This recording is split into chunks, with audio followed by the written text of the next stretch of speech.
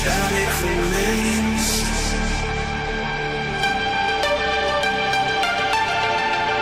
Hollow reflections, ghosts in the code.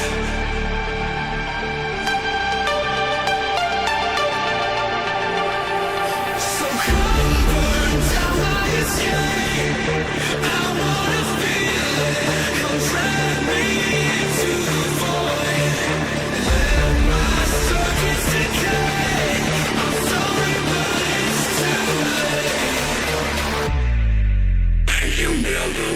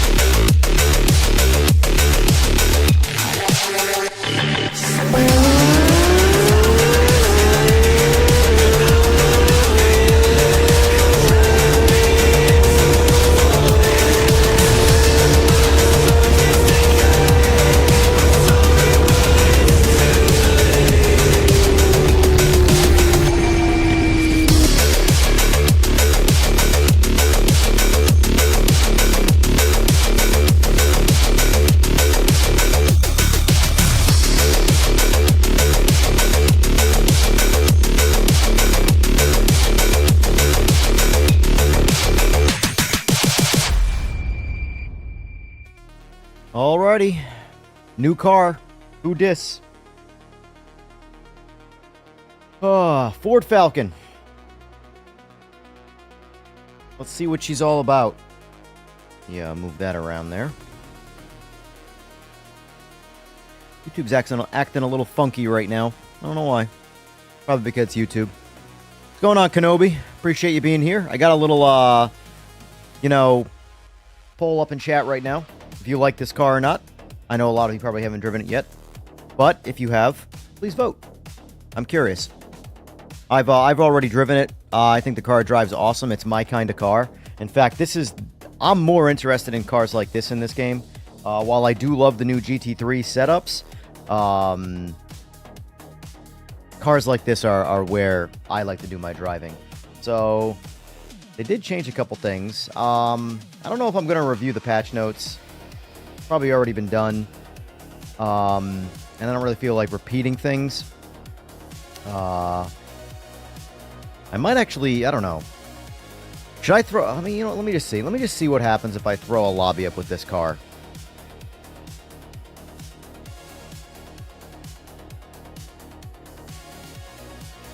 Let's see, Boris is on. I know that, but I don't know. Yeah, he's running GT4s, and unfortunately for me, I'm not that into the GT4s.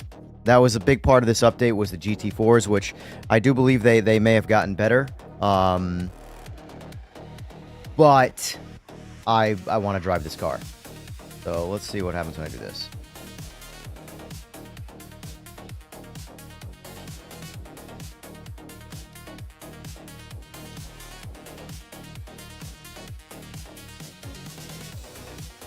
I think we'll rep PMR for now. They get enough negative energy around them. Let's try and positivity it up.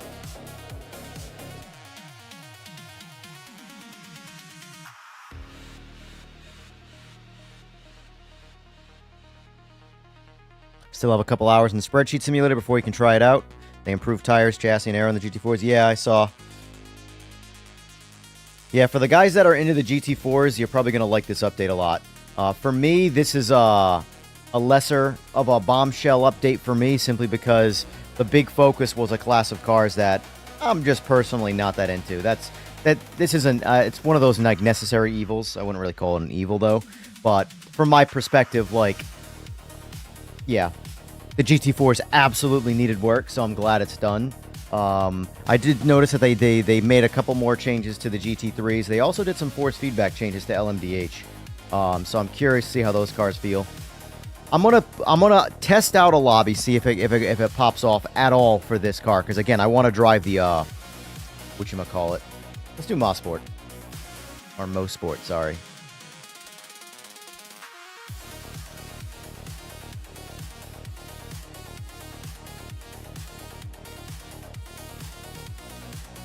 Let's do summer average.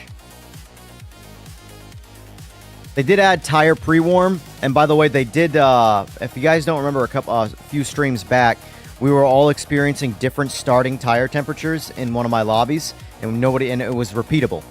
Now it looks like they addressed that in this update, so that's cool. And they also added tire pre-warm. I'm gonna leave that on for now.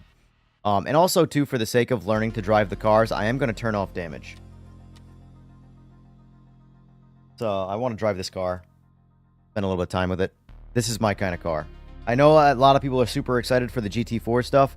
For me, like the Ford Falcon, though, there's no reason to drive GT4s for me. But we'll see if we can get this to pop off. If not, I'll do a little bit of testing first, because I know Boris is live right now. Try to not go live when other people are live, because there's so little people streaming this game. But in this particular case, I wanted to get on here just a couple hours early, since it is an update day. And, you know, try out some of this stuff. And then I can get offline maybe a little bit earlier. And then we'll do some lobbies again later tonight.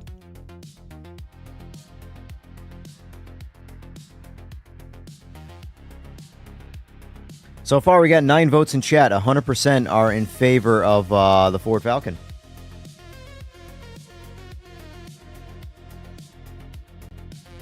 So if you are watching and you are able to play, I don't normally do lobbies during the day. They tend to just not work out. There's not enough people playing the game at this time of day. So if this doesn't work, I'll just do some solo testing, which I'm fine with as well.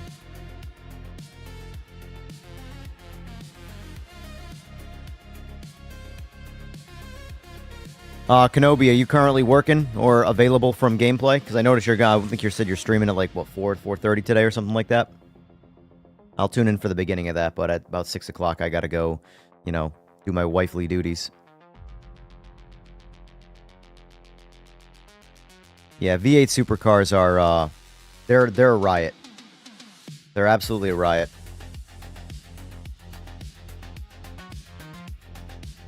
All right, well, I already know how this is gonna go. Let's jump back over to single player, and let's test this car out. Let's do the PMR car. It looks pretty cool. I like that color. What's the difference? Oh, gold wheels versus black wheels. Well, we're gonna go black wheels.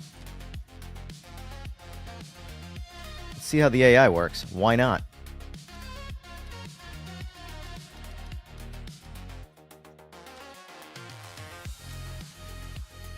Let's try them out at 75%. It looks like they also adjusted the AI for the LMDH2, so...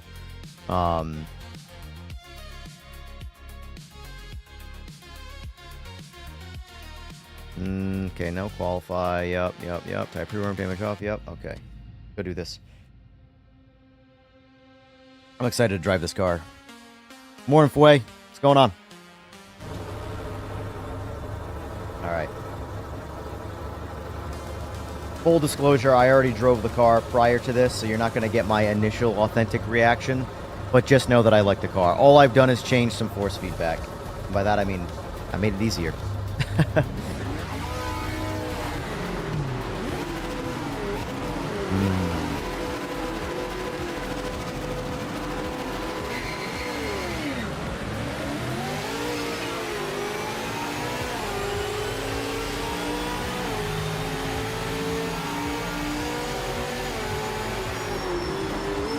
And of course I am using the H pattern because it's one of those cars that shifts considerably faster if you use an H pattern. It's so strange that there's a lot of cars in this game that are like that. Not complaining though. A little reward for having to, you know, picking a method of driving that's harder.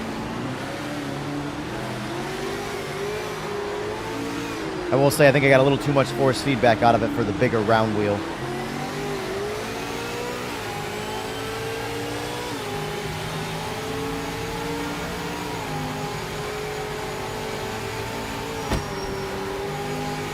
Game is starting to look real good, though. Every patch looks a little bit better. Because there's a lot of things they changed, too, that just don't make it into patch notes. You know?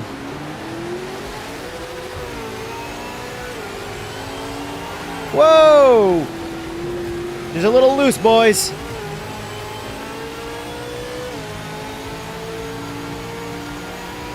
Yeah, that's why I like to choose 8 a.m.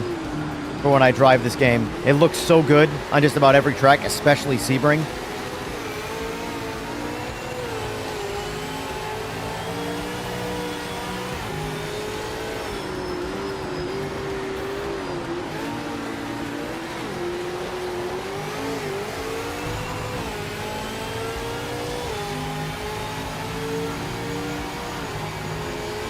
How's the stream look? Oh boy.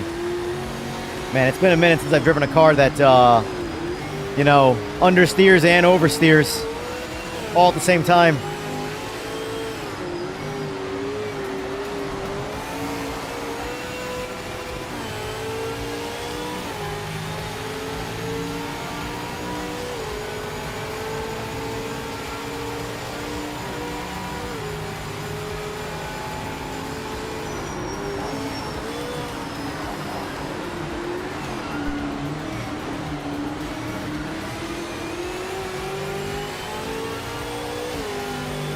This is my kind of car.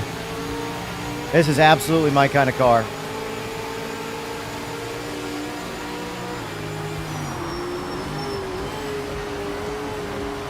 Not to take away all the efforts for the GT4s, man, because I know the GT4s are a very, very loved class of car. But God, this is so much better.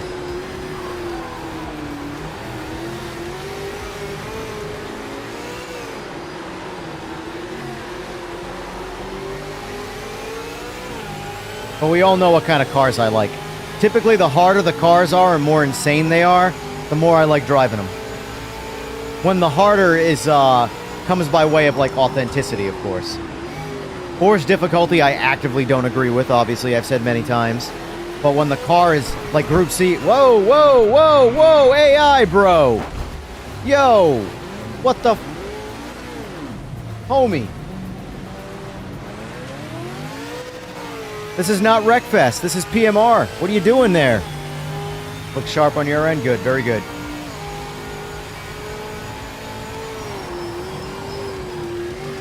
I will say that it's a weird downshifting car. There's not really any audible downshift. Let me use the paddles for a second. You'll hear the difference. Yeah, you hear the downshift with the paddles. But then the upshifts are going to be real slow. Maybe not, actually. Huh. Interesting. Well, maybe I'm just losing my mind. Whoa!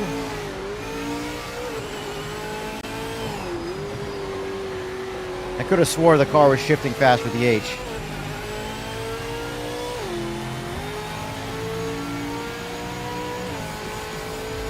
I think it is a little bit, but just not by much.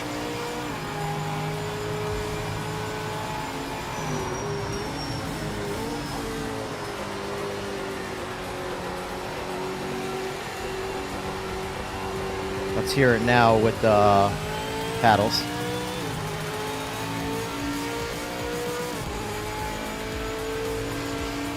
It's a different sound. I don't think it's shifting any faster. It's just a slightly different sound. I actually like the sound of it better with the paddles. So that tells me this then. We have to go full authentic. Since there's no real... The reason why I'm using the round wheel right now is because I have to use a round wheel with an H pattern. I just have to. But this is not the authentic wheel of this car. This guy is. So we're going to use this one. So that way I feel at home in this car. And we're just not going to use the H pattern for now. Now I don't have to turn up my force feedback. But I do have to turn up my driving skills.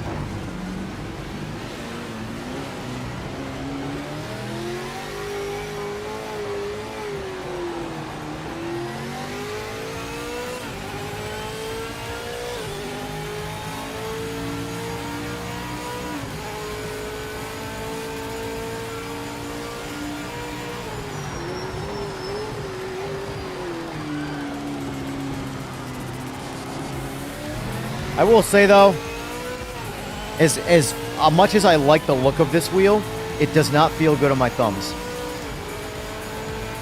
Really doesn't feel good on my thumbs at all.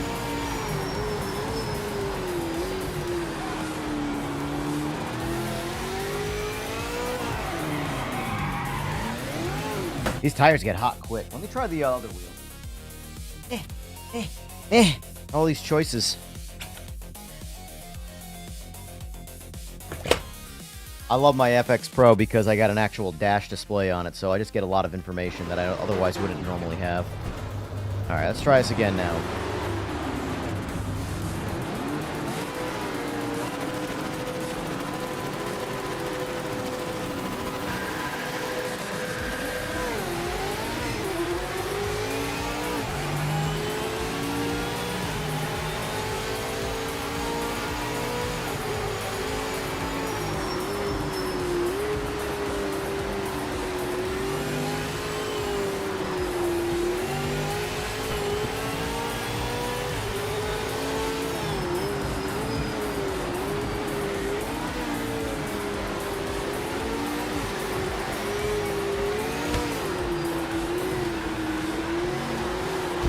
Oh, Jesus.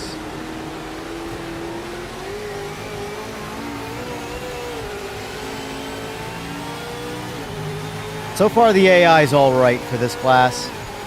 As you can see, they're a little dive bomby.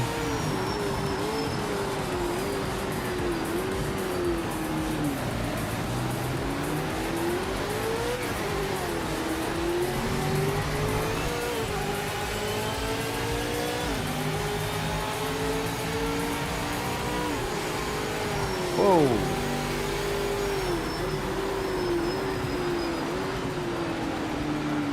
I should probably go race on Bathurst since that's a bit more authentic. That happens pretty constantly right there, I notice. That part of the track, shifting from first to second gear, seems like it shocks the tires and spins them, and then next thing you know, you're facing the wall.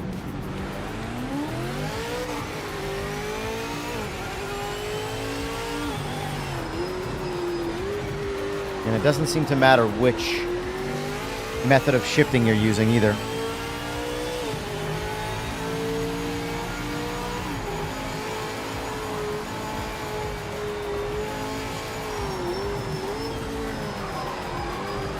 Woof! Woof!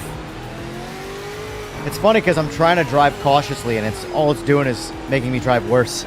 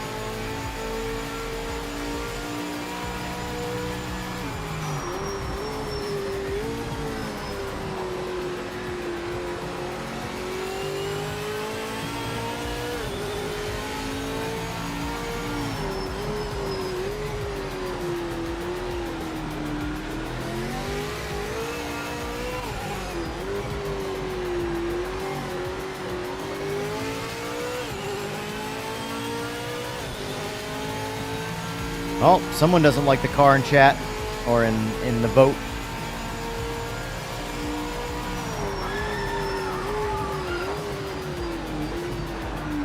It's a hard car to drive, and that's why I like it.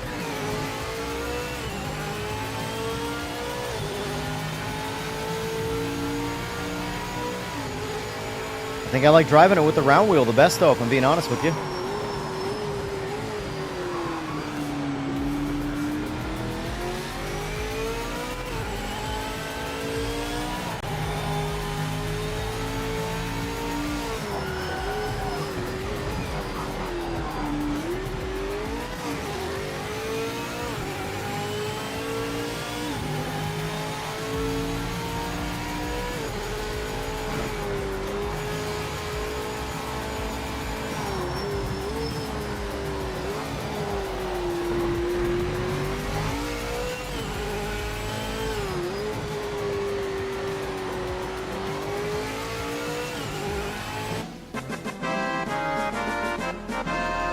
Rapid Manfire, thank you for the sub. Try the round wheel again.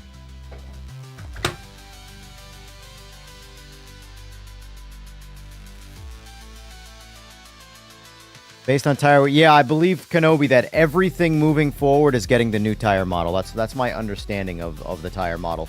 Everything. That's why, like, when updates come out, like the GT4 now has the tire model that the GT3 has, you know, things like that. So they're actively it's a better tire model. It's deserved, in my opinion.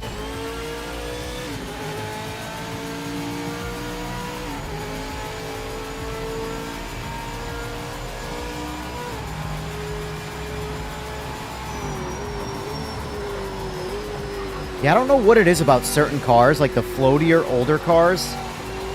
I like driving them with a round wheel. I don't know what it is. It's very strange.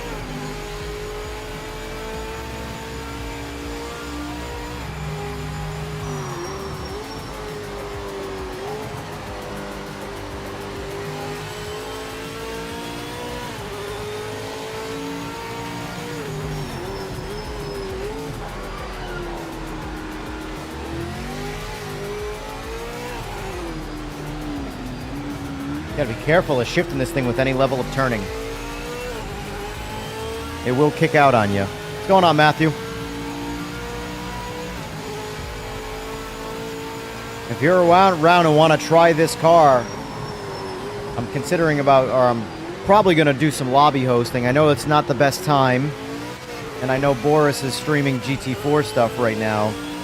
So I know there's not a lot of people, which is why I'm kind of just doing this solo at the moment. Need more people playing this game, man. That's just the reality of it.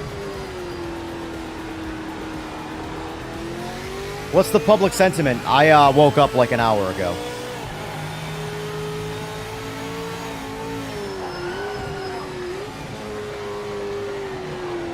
I had pretty strong feeling.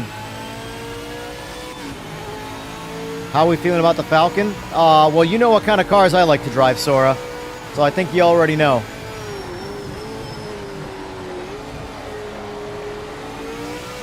There's a reason why I'm not in a GT4 right now. It does suck because I know they were hard at work on those GT4s, but I'm in the Ford Falcon.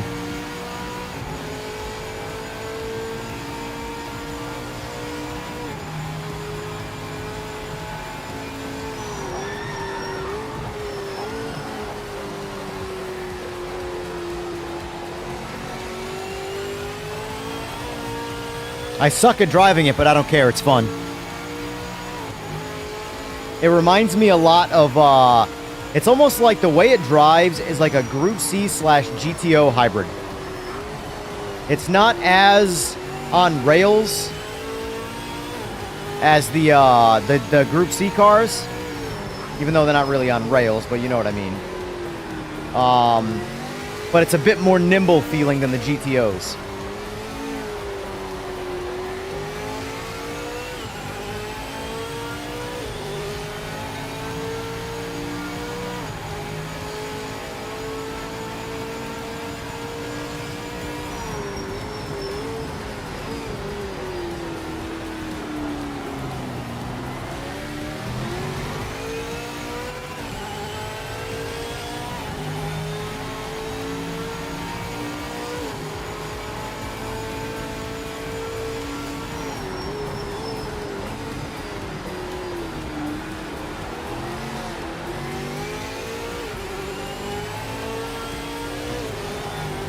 I love it.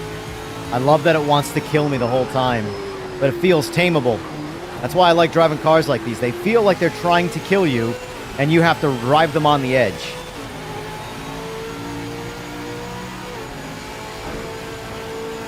I think the GT class is real close, but it needs a little bit of, I think when the time comes when the GT class gets the new tire model, I think that class is going to be a whole lot of fun for a lot of people.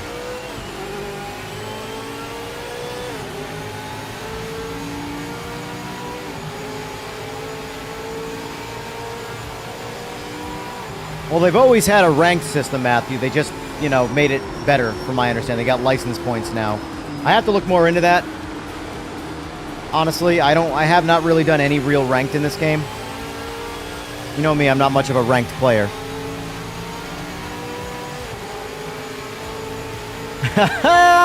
Keen, yeah, exactly. Welcome back to Things Taken Out of Context. In this episode, I love that this thing is trying to kill me.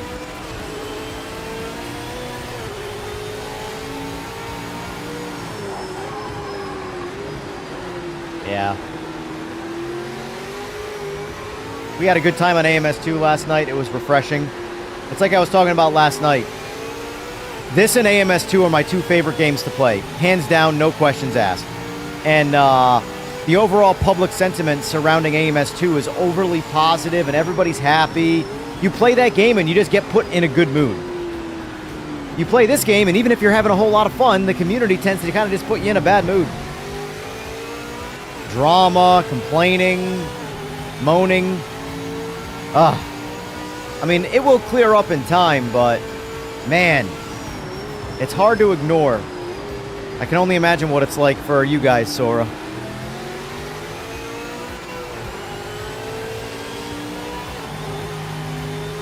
Look at the lighting right now. When the game's lighting is right, it's right. When it's wrong, it's not very good. It's got a full transparency. That was a lighting joke. Get it? Get it? Full transparency? Ha-ha! Yeah, I'm a comedian. We know. But when it hit, there's a reason why I race at 8 a.m. on all my tracks. 8 a.m. just looks great. It's like Sebring is beautiful at 8 a.m. in this game. Used to work on Uplay. This is pretty tame stuff. I hear you. KPS, this game is so good. Yeah, like that's the thing. It's not that there's not positive feedback. It's that the vocal community are the negative ones. It always is. That's humanity in every way. But every patch, you just get the same people. Oh, no VR, no triples. Shut the fuck up. Jesus Christ. If VR and triples are that important to you, there are other sims. I like how it's every car is Australian by default. It's a nice little touch right there.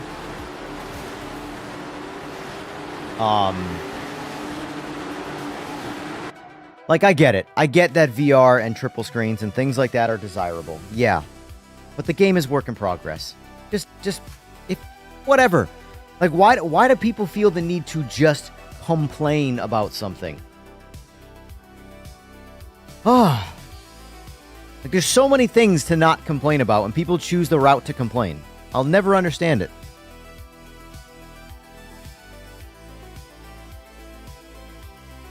And people have... Well, it's like I try and preach, Sora, about scenarios. You guys can't be held accountable in that sense. We all know, well, I shouldn't say we all, a lot of us know you guys don't make the business decisions. And yes, I try and tell people all the time, the game was marketed as a full release. I think people just need to kind of get over that. And dude, we're over 3 months in officially now. It's time to move on and realize this is a work in progress game. Early access. Even though it's not early access, it's full access, but it's work in progress. The entire game is work in progress. Also, I low-key made my guy Simagic colors because I'm a shill like that. What can I say? My only partnership. Leave me alone. And they sought me out. I didn't go after them, so leave me alone. All right, let's see if we can get a lobby going.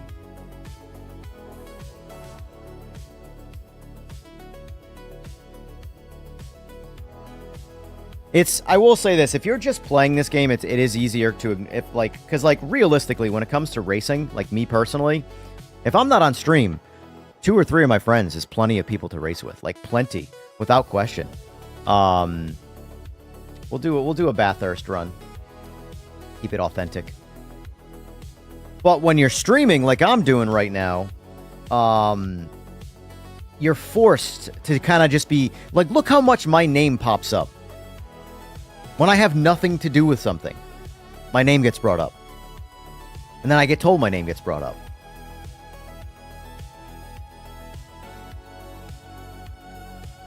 Alright, so...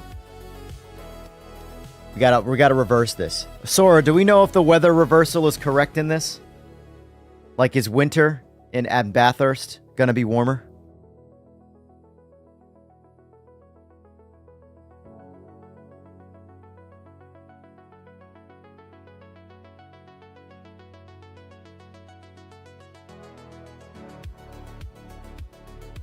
Hey, you have a part. I agree. Trust me. By no means am I pushing entitlement when it comes to the partnership thing. That's why I said I got to rep Simagic colors, because they offered it to me and I gladly accepted, and they've sent me some cool shit. So, I mean, I had already been well invested into their ecosystem, but like, for example, this round wheel, this wheel, and this wheel was sent by them. Full disclosure. And I am currently testing out some products right now as we speak that are currently not on the market and are currently under embargo. So that's all that I can say. But we're fast. Actually, we're 2 days away from a teaser. So can't say what it is though. I'd be giving away too much. Petite Padawan. That's how I'm reading that.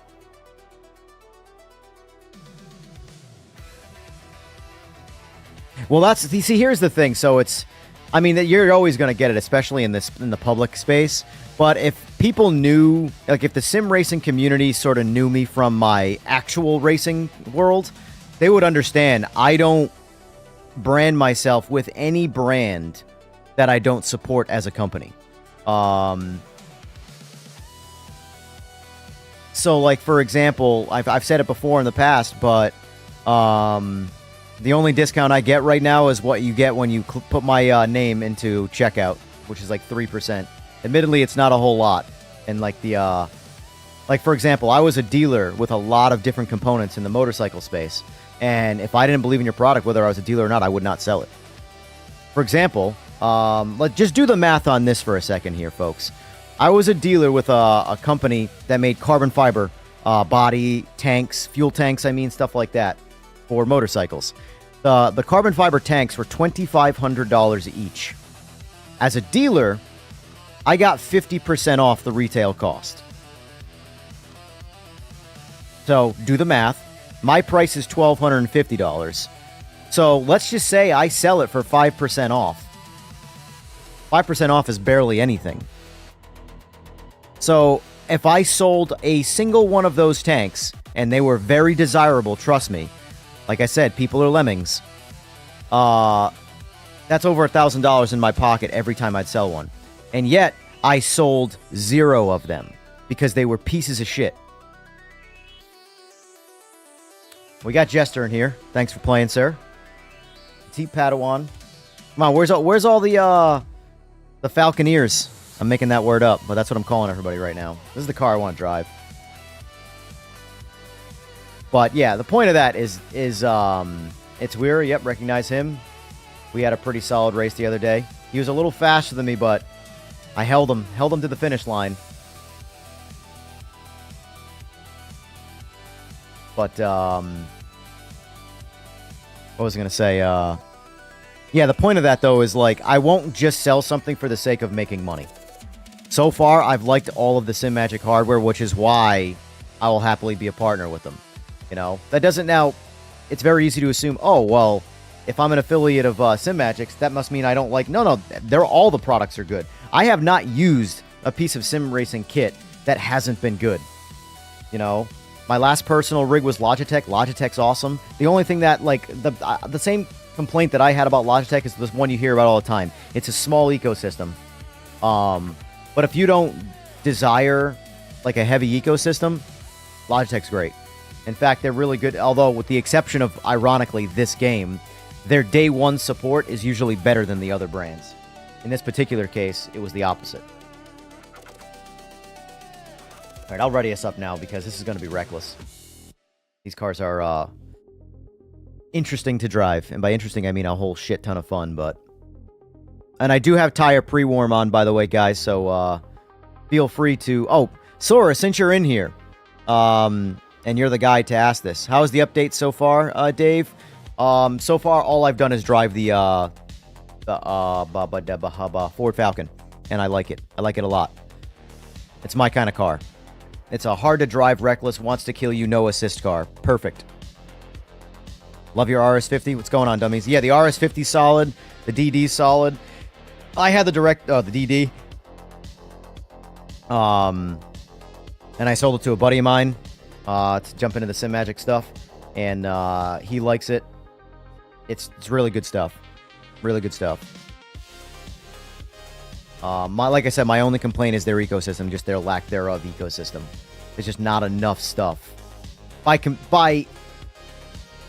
If you're into the basics, you got plenty. You got all your stuff you need. You got a good pedal set, a couple of good wheelbases.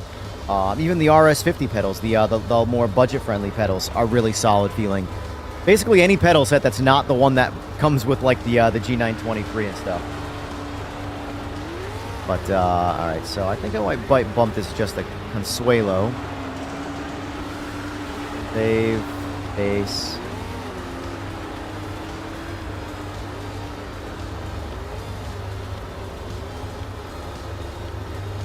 All right, not a whole lot to change, really, that I care about.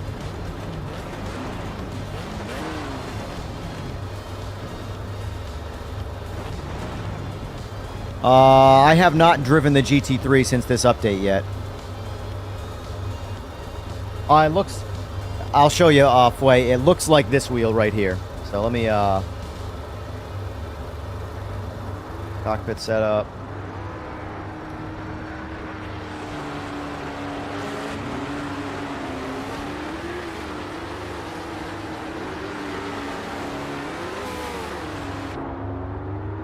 See?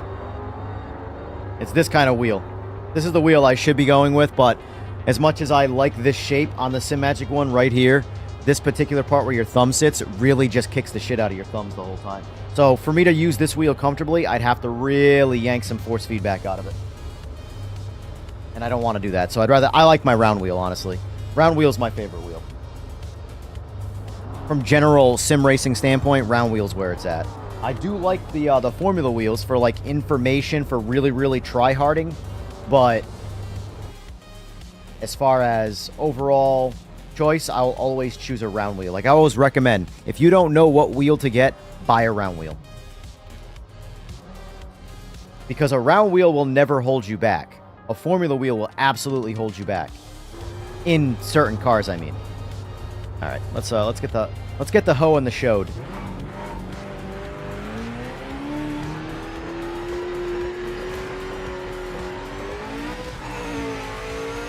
Oh, but Sora, since you're in here, I wanted to ask you, who was the one, because I know that I've only encountered it one time, and it wasn't even brought up by me. Someone in my lobby found it out, and then we noticed it, was the different tire temperatures for starting grid.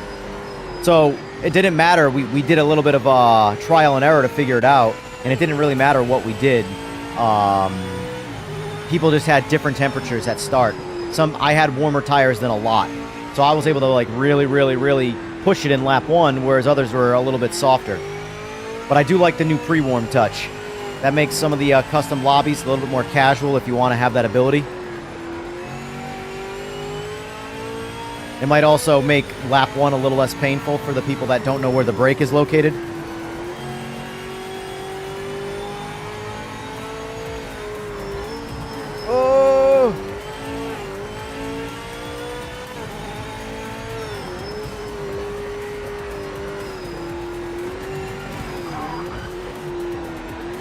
Has anybody played with brake balance yet on these cars? I noticed there's a lot of front brake, and they do lock up relatively easily by comparison to some of the other cars.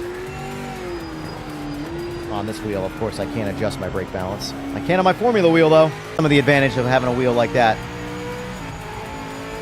I mean, I could have mapped something here, but I don't care enough.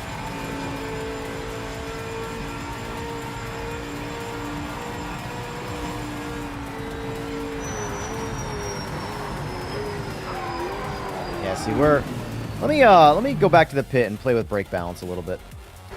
I do think that the brake balance, maybe I'm wrong, maybe it's actually really good, and as soon as I change this up, it's going to make me regret it. Let's go 60-40. Oh, well, wrong way. Wrong direction. Let's try 55-45. Let's do that. Let's see how that feels. And let's also turn this down a bit.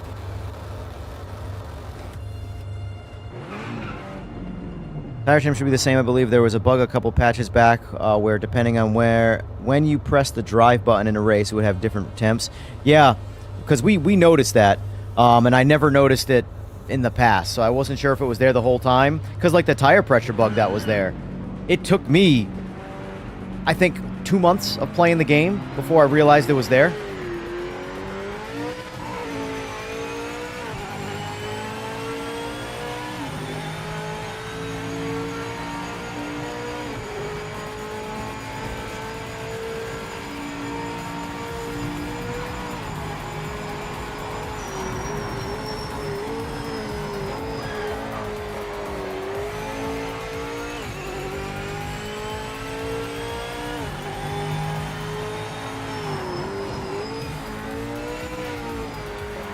Kind of trying to feel out the brakes. So far, I think I might like this braking a little bit better, which makes me go, maybe I should just try right to 50-50.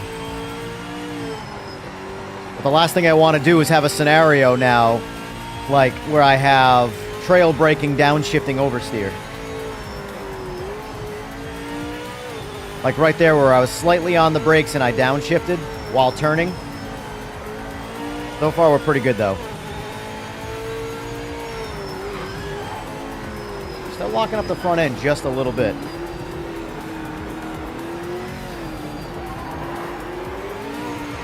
Whoa!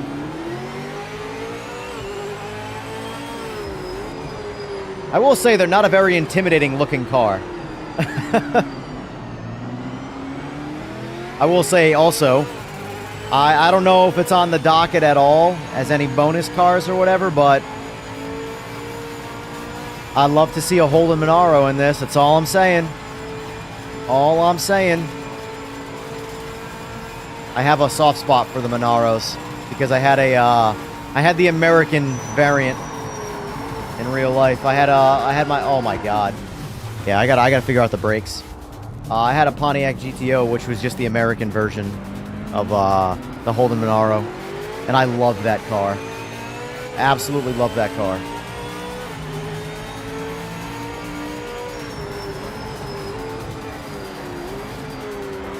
I'll tell you, Aussies get some of the coolest cars, man. They really do. Holden is one of my favorite companies. They make such badass cars.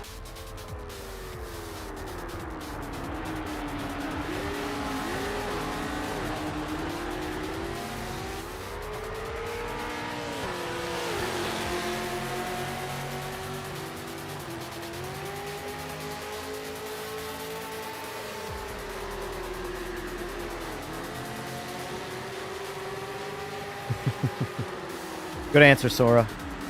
That was very, not political, but, what's it called?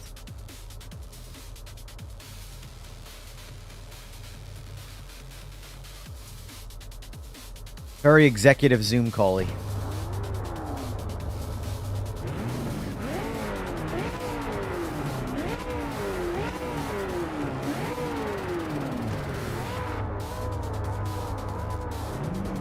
So that's where my brake bias is mapped, huh? On this? Interesting. Shouldn't be there. Diplomatic, there you go, that's one. Diplomacy. I'm sure there are, Matthew. But Le Mans is the one that I'm looking forward to the most. Because I did some Le Mans last night on AMS2 and it felt good. I rarely drive that track. But, like, the best way I can explain the difference between AMS2 and PMR for me is AMS2 feels like the old version of PMR, but it's the finished version, and this is the work-in-progress new version of the game. This game in every way has the ability to be better than AMS2 across all fronts. It's already there in some cases. I think the driving is better in this.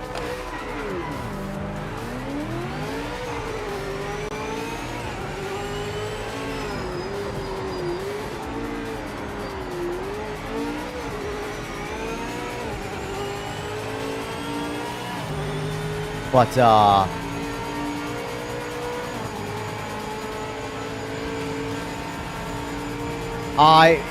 if you look at the patch notes, it's, in my opinion, it's more of a smaller. We got it. We're good.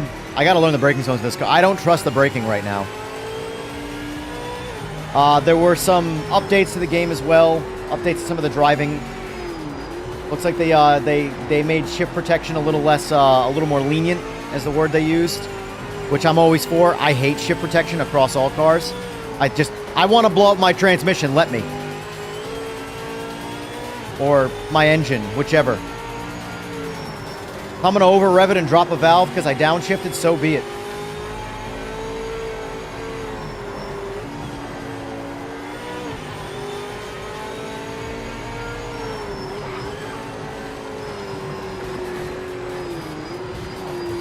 Oof. I know I'm slowing Weaver down, that's for sure. Probably Jester, too.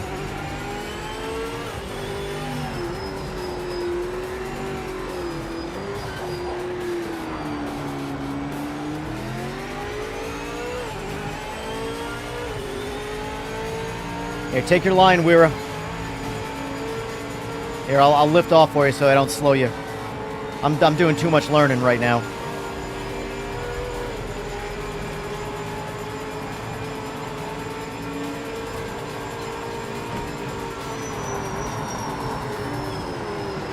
Oh, I can... You know what it is? I can actually, with this brake bias, I can get on the brakes relatively hard, believe it or not.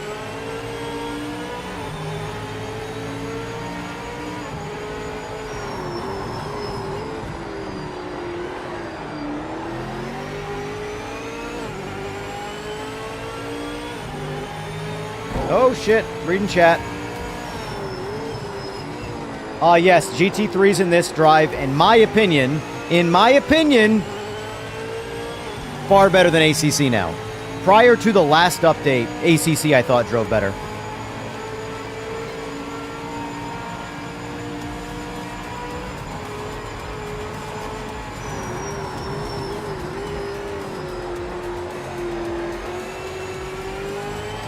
Oh, there it is.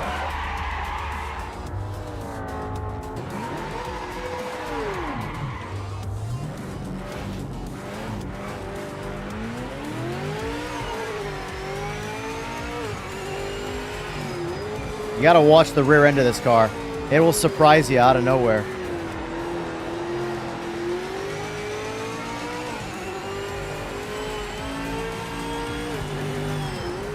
That's fine. I let the super fast guys by anyway, so that works out. Now I don't have to worry about slowing Jester down.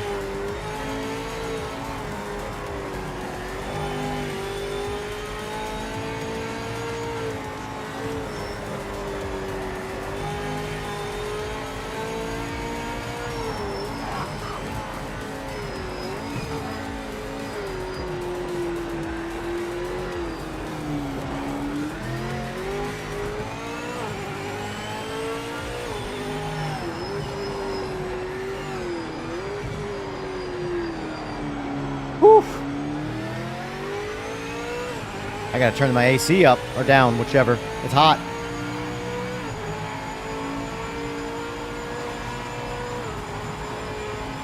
I appreciate that, Megs. Yeah, like the stream if you like it.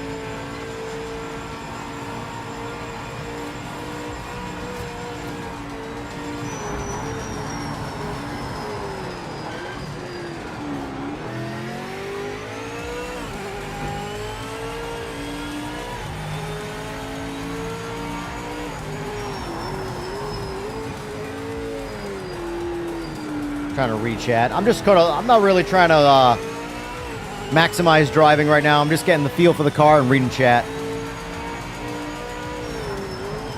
So if I see anybody get real close to me where I might be holding them up, I'm just going to let them by.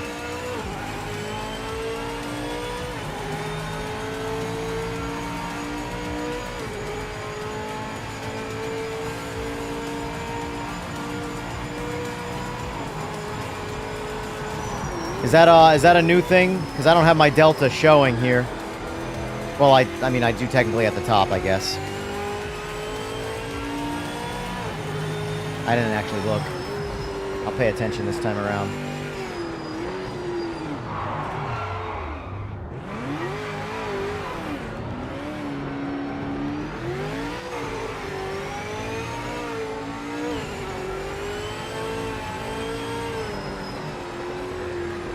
Alright.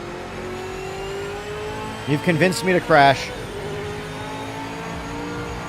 For those of you who might not be watching my stream right now, just know I'm going straight at the chicane. Which, I don't know why I said that, because you're not watching my stream. You don't know I'm doing that. Let's see what happens. Oh, it does. Look at that. Would you just look at it?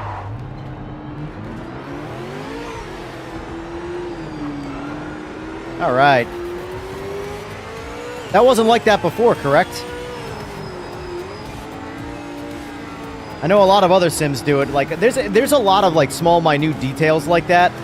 They all just kind of bleed together because I'm constantly jumping around in different games. But if that wasn't like that before, then that's a nice to have. I don't remember, honestly.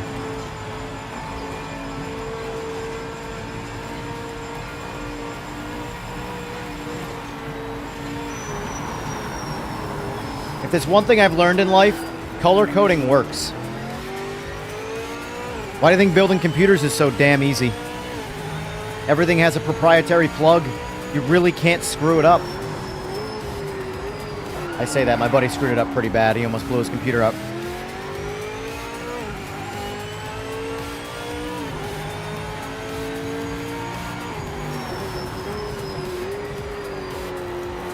I look forward to spending a little more time in this car, just learning it.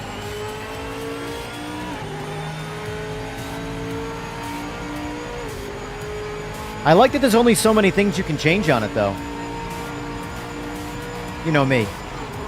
I prefer everybody race the exact same car. But I know the modders, not the modders, the tweakers, I don't know if that's the right word.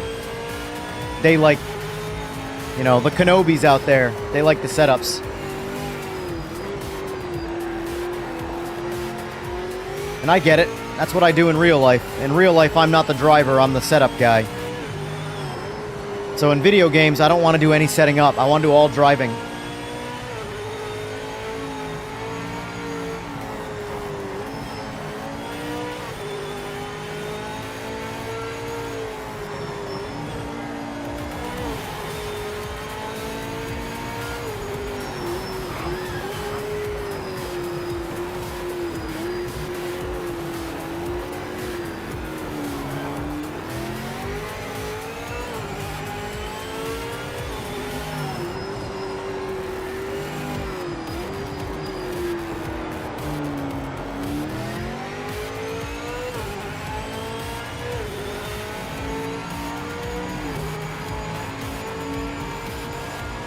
It's new, it was white before. Got it. Got it.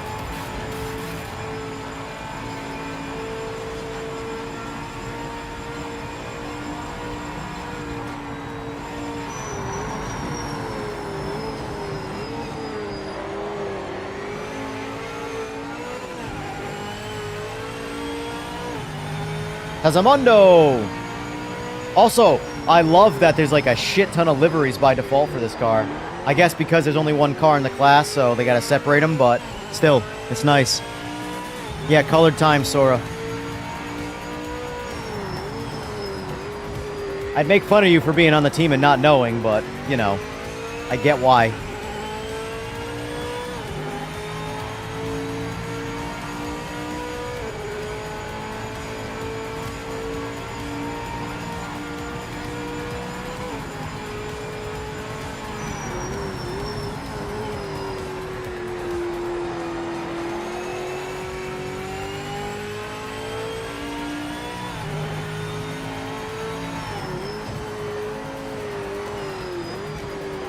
I appreciate the tire pre-warm feature, too.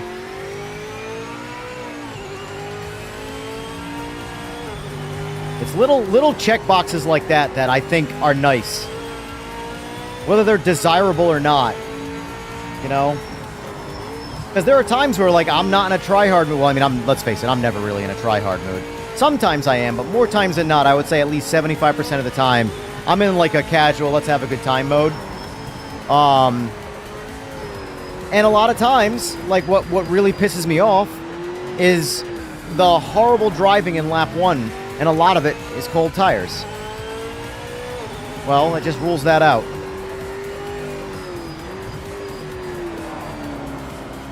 So far, I'd say 55-45 is a better brake balance than the stock 62. I guess I could try it again now that I also reduced pressure, but I was really locking the brakes up early before.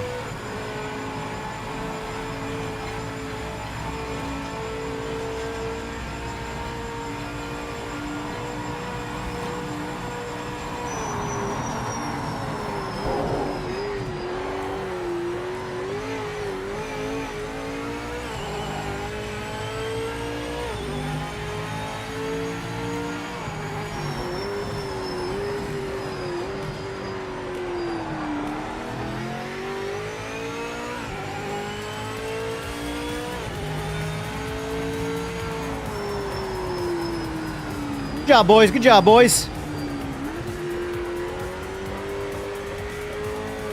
I'll take that lap time for my effort. I wasn't sure if I was going to go sub 210. I'll take it.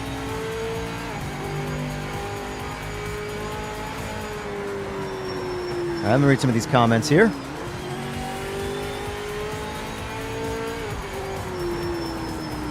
Let's see. By the way, we got 44 votes in for you. Do you like the Ford Falcon? 91% yes, 9% no.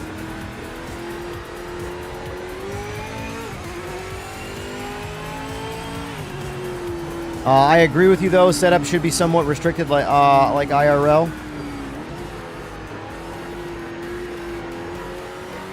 Yeah, I agree. I think you shouldn't have more ability to tweak the car than real life.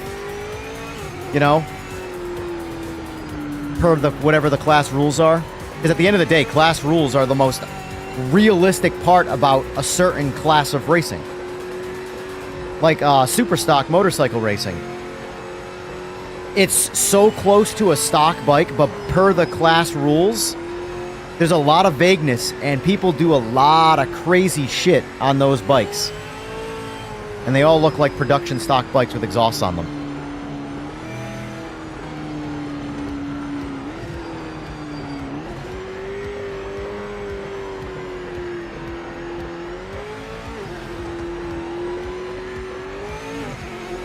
Yeah, you know, speaking of all that, all these nice-to-haves, where's my VR support, bro? Like, you know how small and niche sim racing is? VR is like a super niche of a niche. I understand that the guys that have VR are diehard about it, but you have to understand you are the minority. In the game, there are a lot more priorities in the game. Looking at you, Sora. Jump in progress. Sorry, I had something in my throat.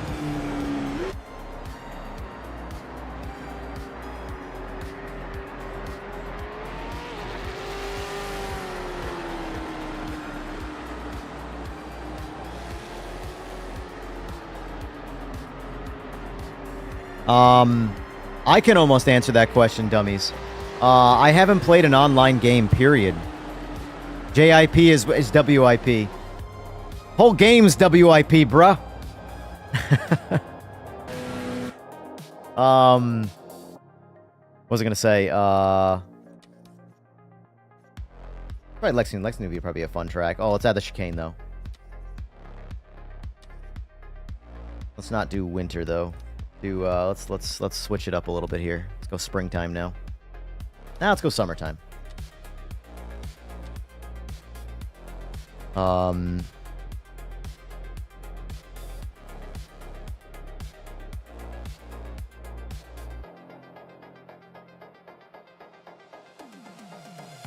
but yeah, what I was gonna say though is that, like, it's very easy to complain about the netcode of the game that you're playing, because everybody does it, but I've played a lot of online games, and yeah, I can add GT4 if you guys want GT4 in there.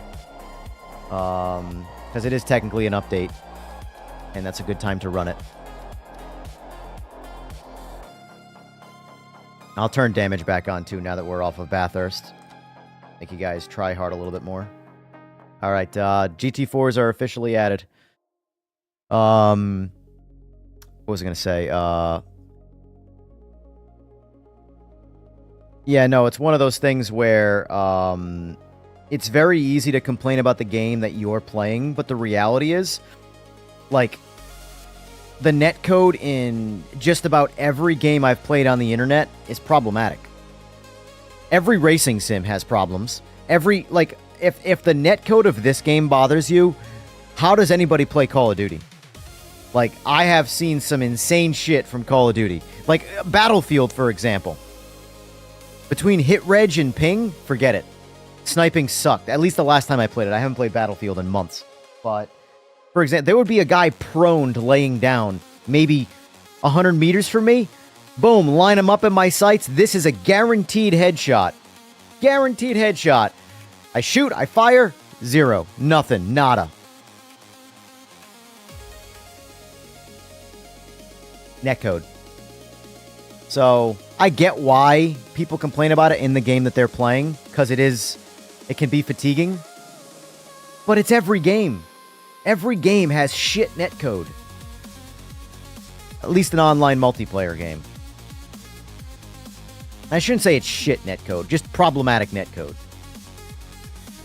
The reason why I say I could probably answer that question for you, dummies, instead of Sora, is that I've just played a lot of games, and there's just constant netcode issues with all the games.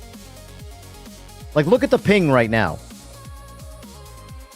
Mind you, we're playing with a lot of over-the-pond crew right now, outside of Grumps here. Everybody else is from a different country. There's not going to be any way, like, for example, Jester and Weir, they're Aussies. And us being in America, there's just never going to be an experience that we have that feels purely authentic. It's just never going to happen. That's a quarter second of ping. Quarter second is a shit ton of time for there to be anomalies to happen in there, you know?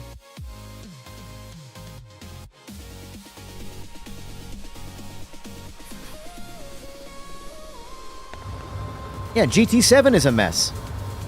And GT7 is fundamentally pretty damn polished.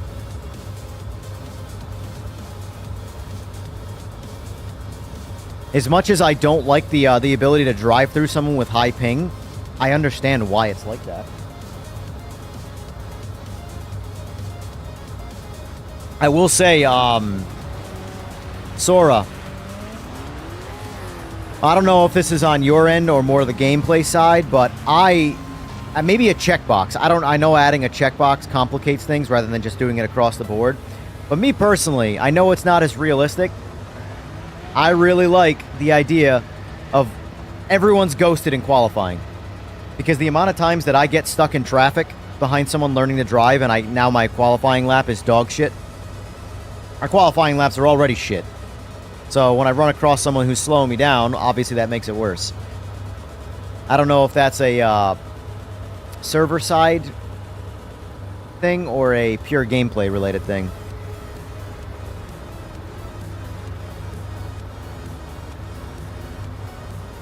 Yeah, there's definitely no perfect solution over 100 ping. Hell, if I play Call of Duty and my ping is over 25, I know I'm going to run into issues. And 25 ping is relatively low. That's considered good ping. I remember when this game first came out, because obviously I do a lot of hosting. For me, I would always leave everybody on the hit. The race would start, I would always leave first, because I have the information first. I'm the host. Maybe don't ghost in qualifying if the split rating side. Well, see, that's another layer of complication that you're going to add, though. You know? I do think for custom lobbies, though, in general, custom lobbies, there should be the most amount of checkboxes available for customizing the lobby. Ghost in qualifying, yes, no. Like, that's why I like the checkbox for pre-warm tires. It's small things like that, but those go a long way for customization of your race session, you know? You should be able to make the race session super, super casual or super try-hard. And entirely up to whatever the host wants to set up. Be right back. I gotta turn my AC down. I'm sweating just talking.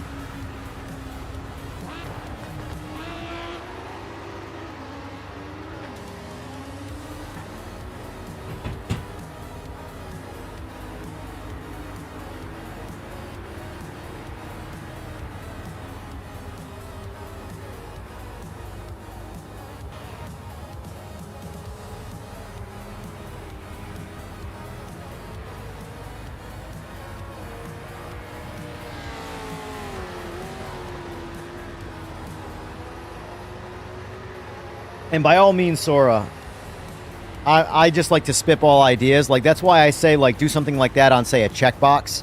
For the die-hard ranked stuff, I think there should be as little fluff as possible when it comes to things like that. So, like, now, mind you, this is just my opinion, and there's tons of opinions, so don't take mine as the dictatorship opinion, because it's definitely not that. I am a casual through and through.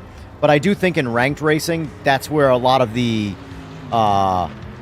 sort of like the try-hardy stuff should be. So, like, no ghosting and qualifying in ranked. Because ranked is technically putting you... If the rank system works from a ranked standpoint, you should be typically racing with people similar to you. So, ghosting and qualifying is not something that you should be chasing the real... This is, again, I'm just spitballing. Don't take this as unsolicited advice, even though it is unsolicited. But, in my opinion, try the H pattern.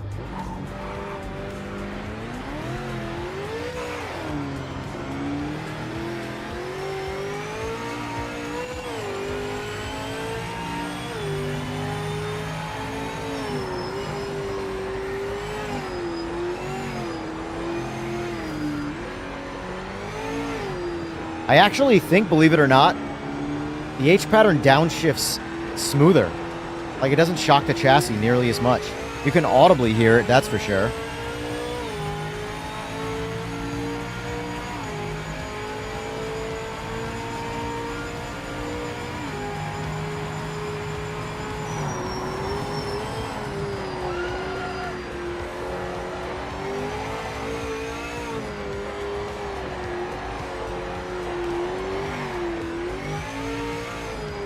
How's everybody liking the GT4s, though? I'm the worst guy to ask because I didn't drive them before, and I'm not really going to drive them after. They're just not my kind of car.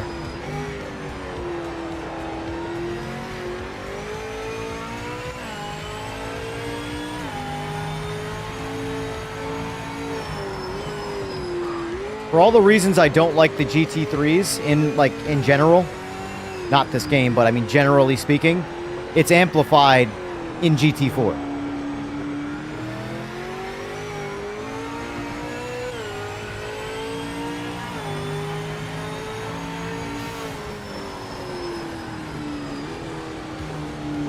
Sora is the one who is solely responsible for all of the problems. By himself.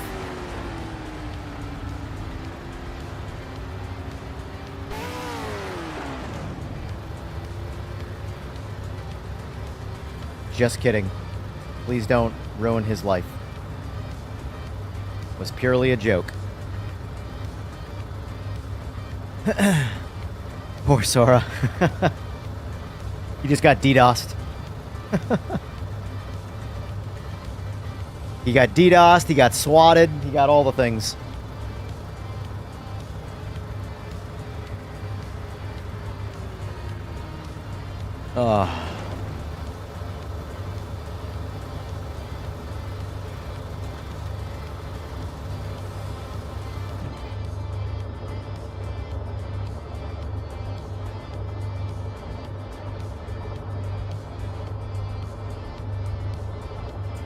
Wouldn't be the first time you got DDoSed? I'm sure. I'm sure. I will say this. As someone who has no part of making video games, fuck making video games. I'm good. I'll just play them. I want no part of being responsible for pleasing this many people at once. No, thank you. I have a hard enough time in my real job pleasing one person at a time. That made myself sound like an escort.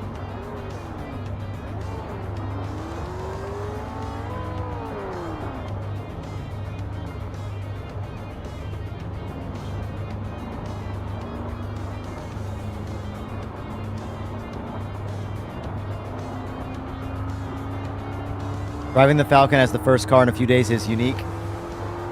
Has anybody played with the GT3s? Because I noticed there were a couple of GT3 mentions in the patch notes. But it looked like, for me, it might have been just TC, default TC. It looks like the higher numbers got a little less intrusive, which I'm kind of all for, because I found myself constantly running in the 3-4 range once the tires were warm.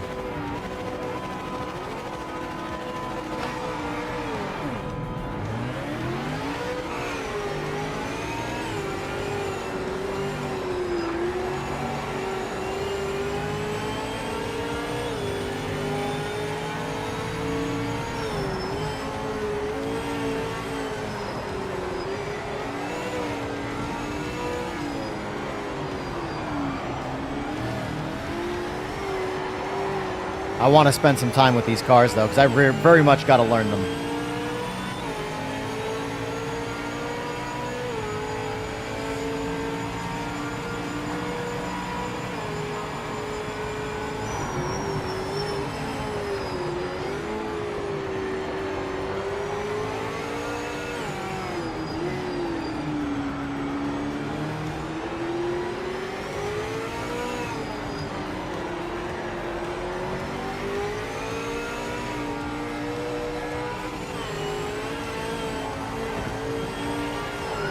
Whoop, whoop.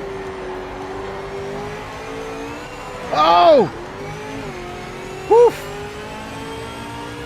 I'll tell you, when the rear tires let go, they let go on an instant.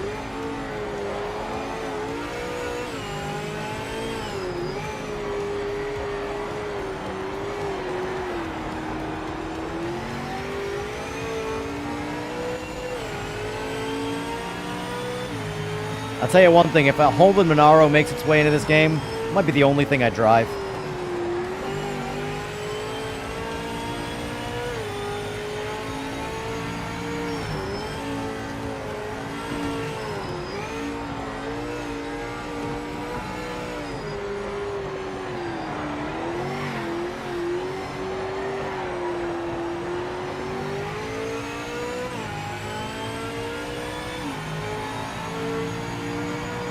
Same. More honestly, if I'm going to be completely honest with you, I can't wait for public sentiment to just be more positive. I don't need more content. I need people to stop pissing me off with their negativity. Like, there are fair criticisms, and then there's just, like, being a cunt. And there are a lot more cunts than fair criticisms.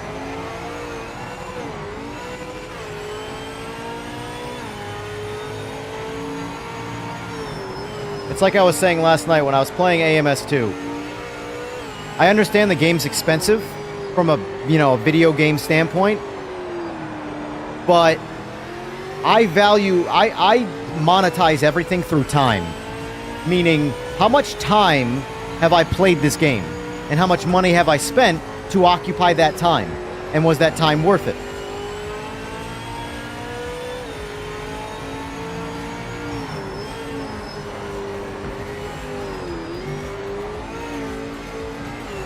Flip what? Calling people cunts?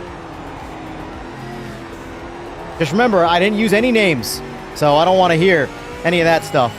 But yes, there's lots of cunts. And if you think I'm thinking of any in particular person, I'm not. I'm speaking generally.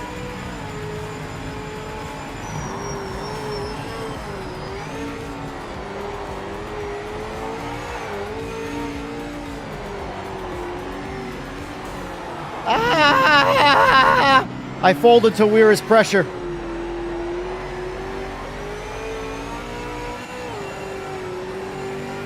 Weir, you are more than welcome to drive through me, because I know you can right now.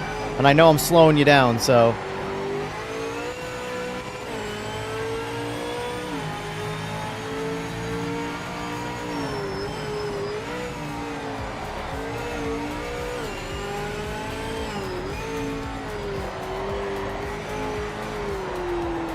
Tracks like this, I think cars like this shine on.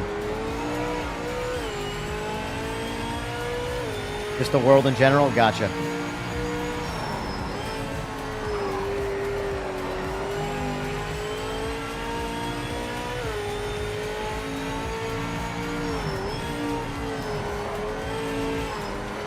Probably third. Yeah, I think third's where I want to be right there, and then go to second. No! Looks like I'm not Reese Millen today, boys. See what I did there? I tried to keep it culturally accurate. I'm in an Aussie car. Reese Millen was an Aussie drifter.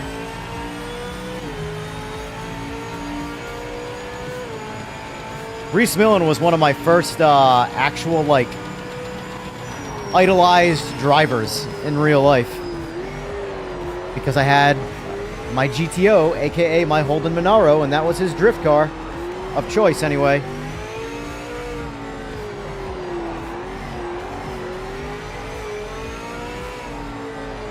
Reese Millen was essentially my Ken Block. I never had any real attachment to Ken Block, although obviously, rest in peace, massive talent. But Reese Millen was always my Ken Block.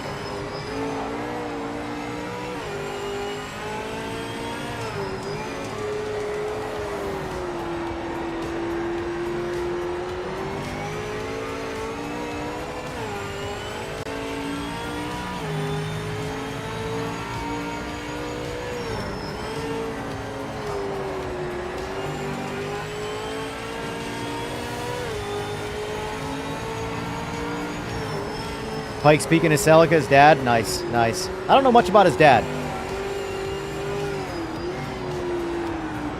That's cool. Runs in the family then. Ah, you tried to be Reese too. You blew it. There's a certain balance point. The GTO class is really good at controlling in a drift. These aren't quite as easy. There's a very small window, but it can be done. Whoa, whoa. Almost lost it there.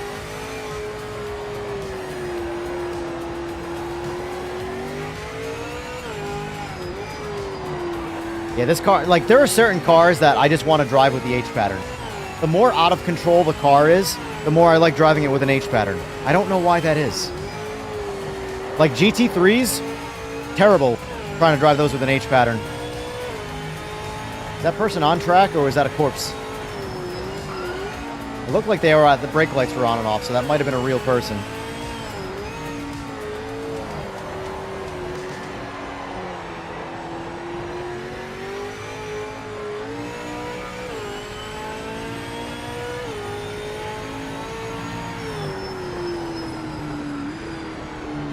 The spectating camera is nowhere near your camera. What?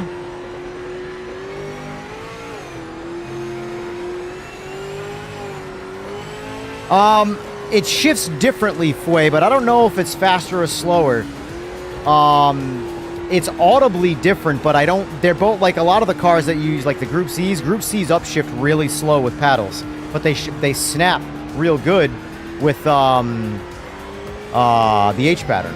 In this, it seems like it's kind of the same, although I did notice that downshifting is a lot smoother with the H pattern. Good job, Grumps.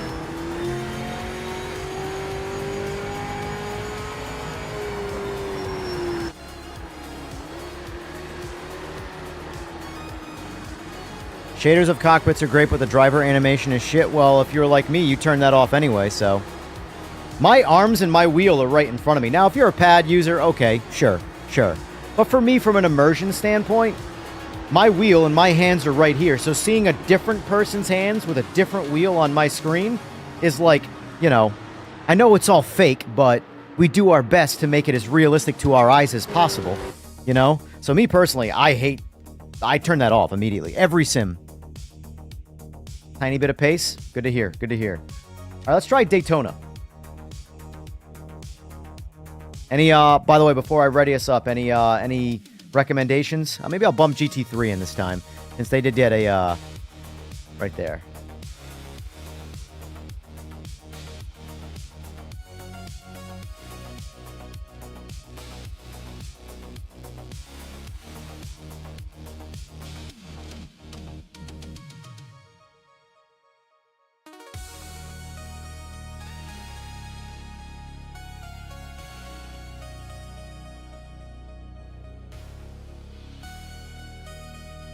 What is that? They keep on coming. Keep on welcoming them.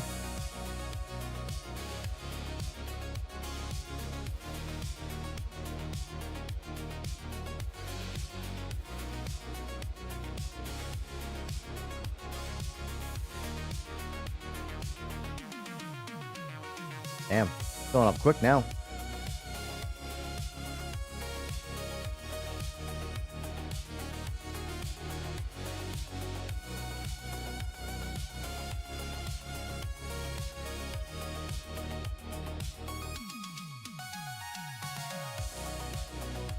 That's crazy. As soon as you had GT3 in the lobby, or maybe it's Daytona, I suppose.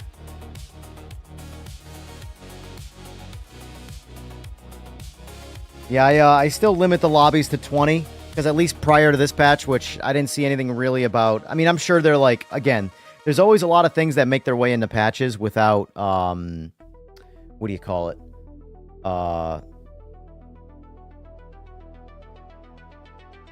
Being mentioned in the patch notes. So it's possible that the server stability is a little bit better now than it was prior, but it wasn't mentioned. But I did find that prior to this update, limiting the lobbies to 20 does seem to make things a little more stable.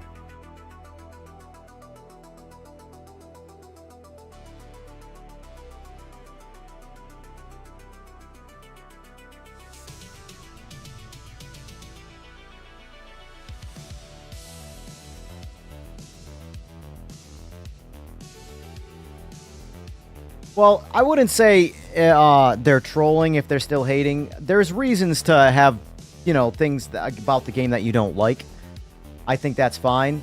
But I think when you just primarily focus on that, I don't know if that's just sort of like your, what do you call it? Like mentality as a person. And that's more of that person's problem and just how they act in general in life. But either way, you know, people are going to be people. I do my, like, here's the thing. I do my very best to not be involved with the negativity. There are times where I see something that gets said and I'm like, oh, I really want to say something. Nope, stay away. Stay away. You're not going to do yourself any favors. You're not going to get through this person. They're not going to listen to you. And you're going to look like you're just going to make another enemy from a total stranger. Leave it alone. But there are people that naturally, they just want to be in a bad mood. I'm convinced.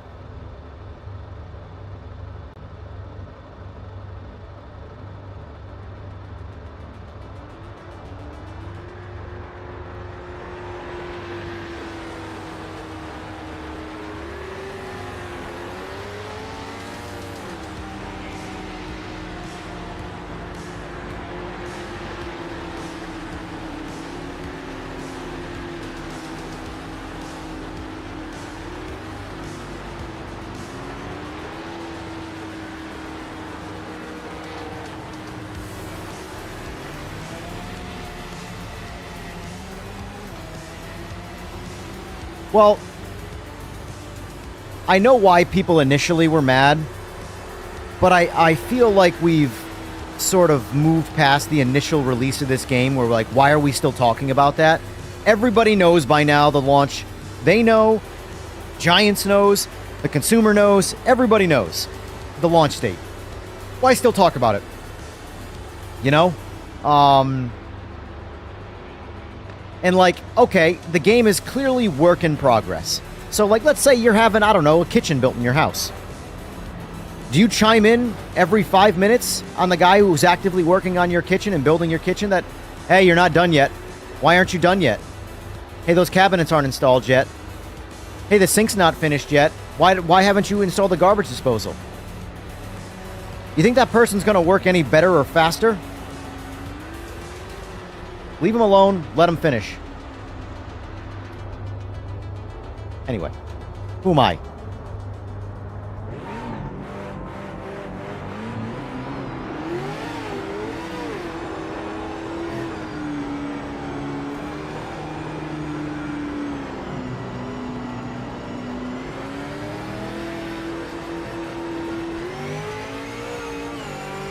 Was that, by the way, is that a new thing?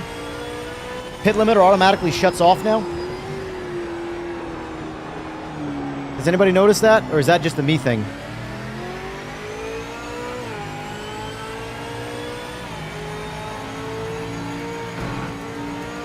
I would say the AI is okay enough. Yes, for sure. I think the GT3 AI is really good right now. I think they did make some changes to the LMDH stuff. LMDH was pretty rough last time I checked. They were way too fast and way too aggressive. They'll punt you off the track and then they drive away from you anyway. Even on like minimum AI, they were still too hard. Had it in the past, it's a setting. Gotcha. Because I haven't... That was weird. My H pattern didn't register at first.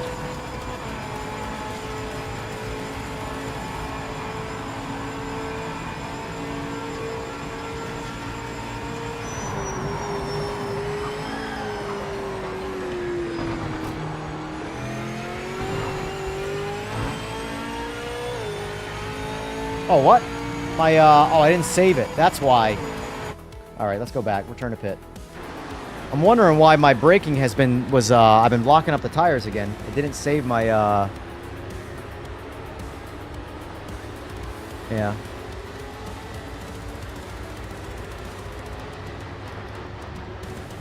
What did I have it before at?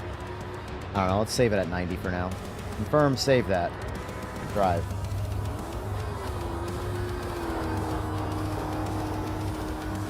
Yeah, because what are my settings right now, actually? I truly don't know.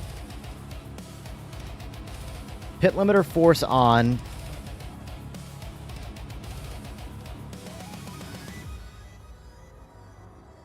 So maybe... See, I think the problem with is... I think, in general, the wording of force on is just used all wrong in this game. Because it's very confusing as to what it actually does. So let's see if my limiter turns off now. Pit limiter enabled.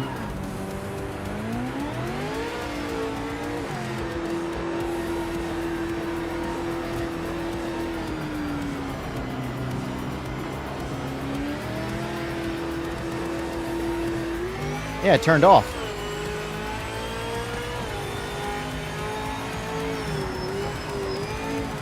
So, that for sure never did that before. For me, I would always have to hit my pit limiter button when I leave the pit.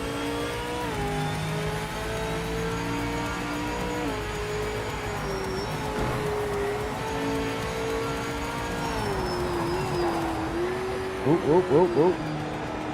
Might want to take some of that brake bias back.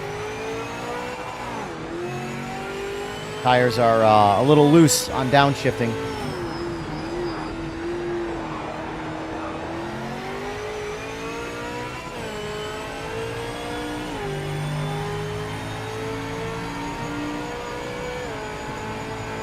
Yeah, this is good. I love cars like this. I really do. Cars that you just have to do more driving, like. Again, that's why GT3s, GT4s, although, again, I really like the GT3s now in this game. Yeah, seeing that right there is too much rear brake bias. It's happening when I'm downshifting, because I'm essentially locking up the rear tires by engine braking when I'm applying brakes.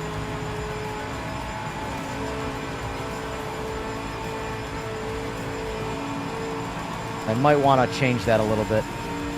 At least for Daytona. It worked well on other tracks, but...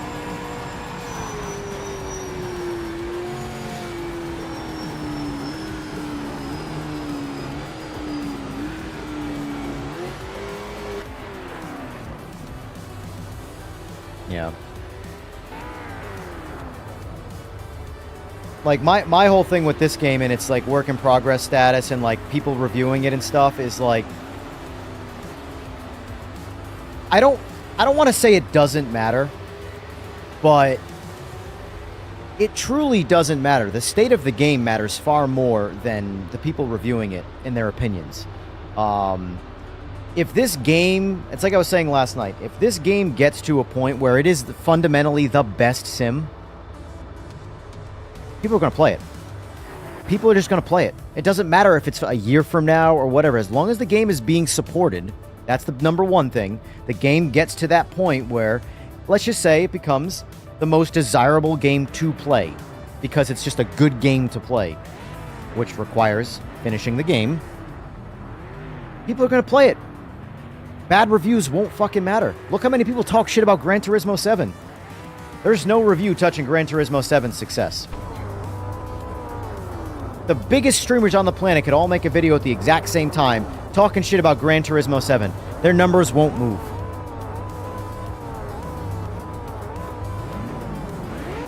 Obviously, this is a much smaller game, so it's a lot easier to put this game down a bad path with some bad reviews.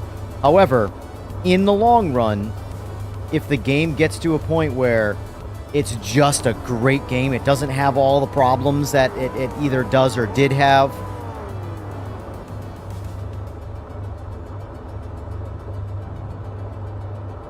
people play it. Nobody's review should dictate your opinion, period. Ever. Your opinion of the thing you're doing should dictate your opinion of the thing you're doing. If 100 people tell me something that I enjoy isn't fun, I'm going to listen to me because I enjoy it. And every one of you should be the exact same. If I tell you, no, this isn't fun, and you think it's fun, me, should go fuck myself.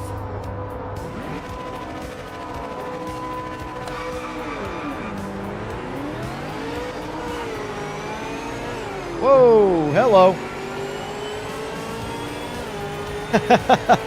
It's a very good point, Fway.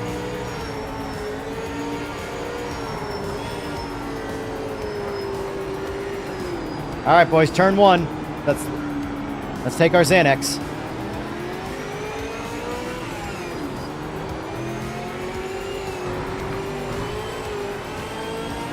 Thank God most of the people playing have over 80 ping. They can all drive through me.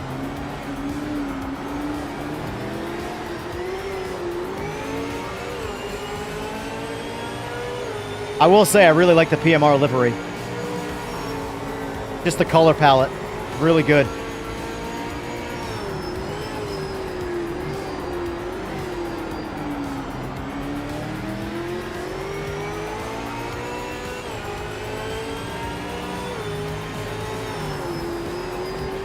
But I don't know how I feel about the, like, Euro chrome taillight going on. Authentic or not, I don't know how I feel about that. Not a fan of the taillights. I guess that just means I gotta win all my races, so I don't have to see them.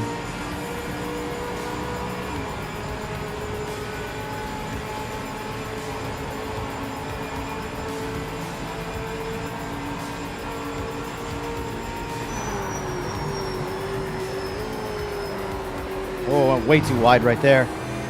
It's focused too much on braking and not enough on my driving line.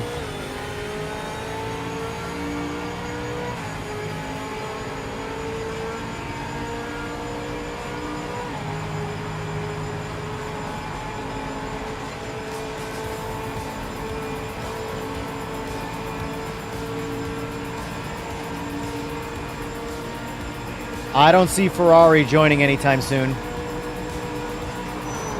I'm pretty sure that bridge may or may not be burned. Whoa, whoa, whoa. Whoa, whoa. Did Jester DQ or something?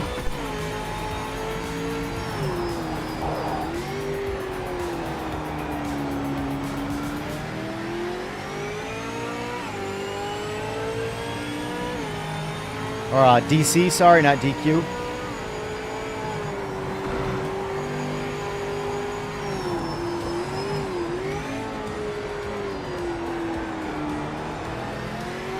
I really like this car on Daytona. It's a fun Daytona car.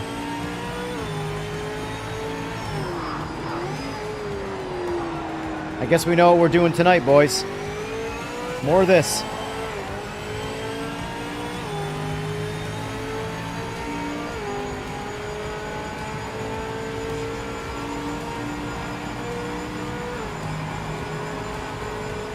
Yeah, because in the straight, I started catching him hard out of nowhere.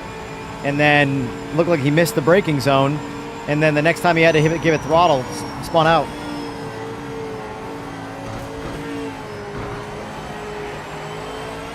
Oh, too much throttle too early. Oh, now my wheel's jacked up.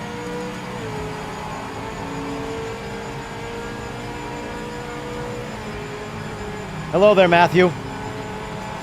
Papa Falcon, or not Papa Falcon. You know, let's go with Captain Falcon. I like Captain Falcon. Hold out my Falcon punch. God, I have the cheesiest jokes. You would never know I'm not a dad with the way I speak.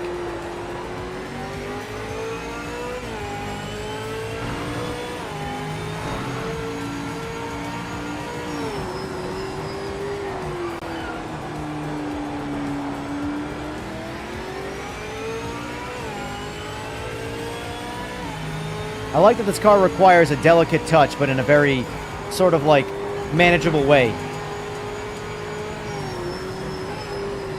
Because the GT3s require a delicate foot that I don't know if I can achieve. I should have been in second gear for sure right there.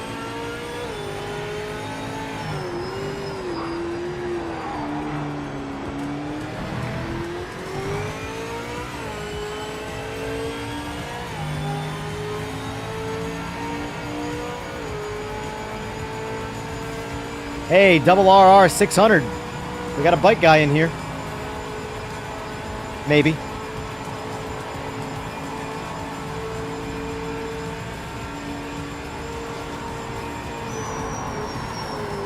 Oh, I knew it.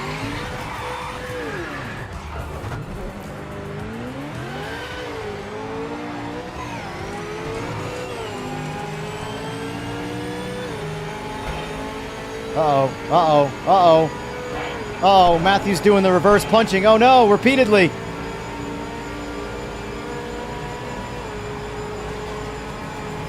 What is going on here?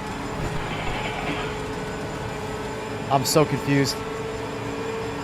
Sora! Oh, happening again here.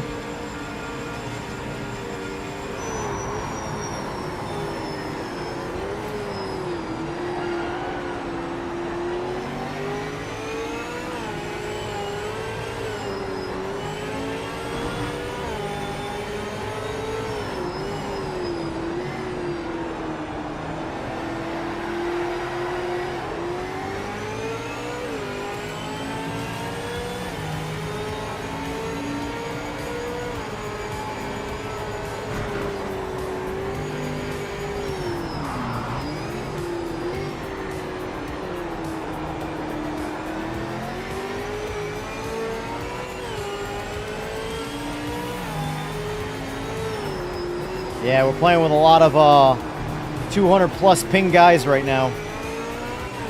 But what I was curious...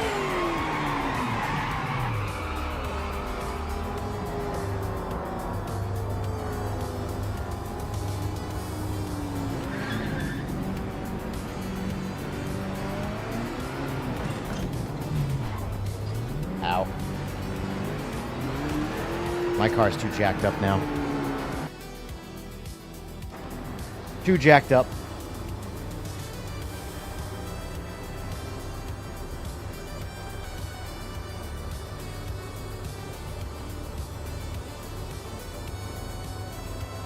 Also, I want to tweak this while I'm in here.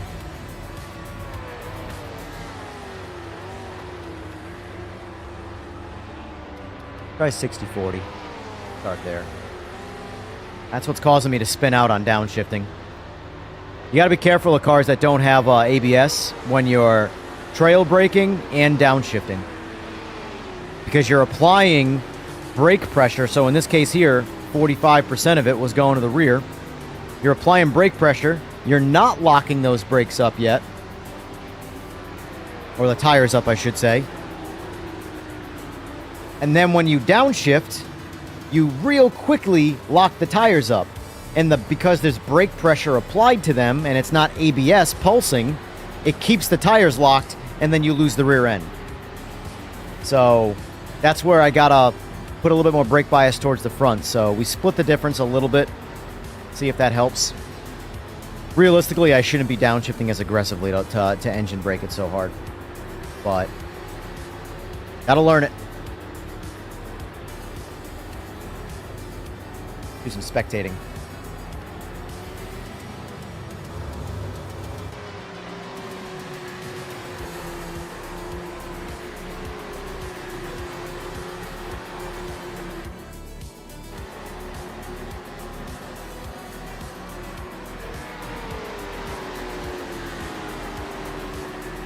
Let's watch Weira and Jester do battle.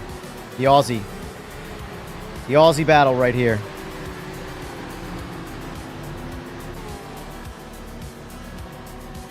I wish copyright in music didn't exist. I understand why it does, but I would love to play The Land Down Under right now.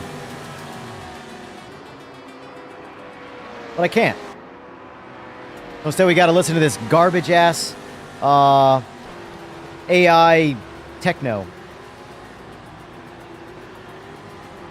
Or synthwave, technically. Oh, looks like the race is over.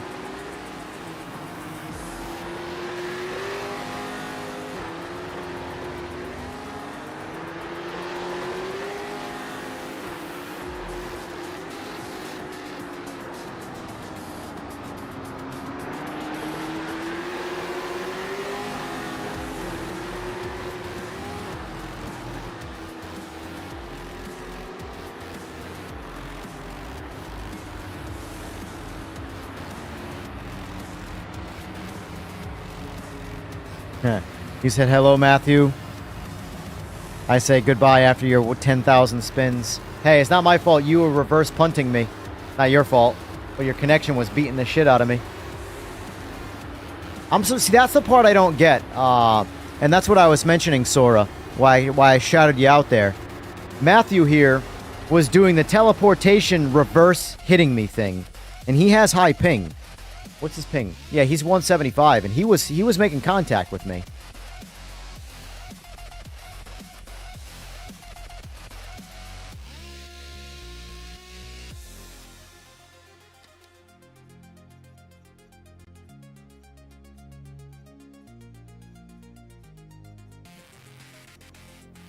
Get back on Sebring. Do a 10-minute quali too. Give you a little more time. We'll do a couple more laps too.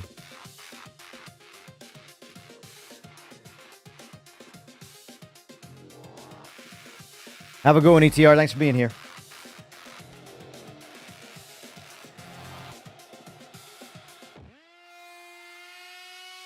Well, I don't think Sora can affect the ping. The only thing I think Sora has any real control over is what happens during set pings, but I don't think he can have any effect on the ping itself. Distance is ping.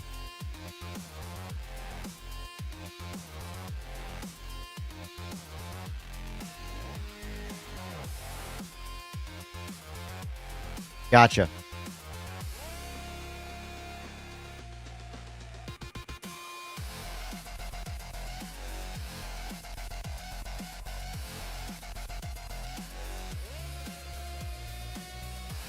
Yeah, because, like, it's so weird because Matthew here with less ping was doing all the weird stuff, which I guess that could be his technically connection too. Packet loss and all that, but because Jester and Weira, they were smooth on my screen, and they have the highest ping.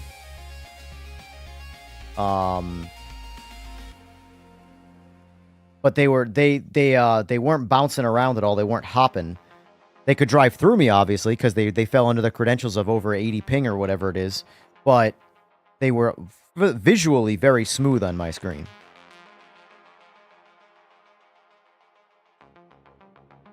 Yeah, those guys they're Aussies, so, and their ping's higher, so technically they should be worse off, unless the UK just has boo-boo internet.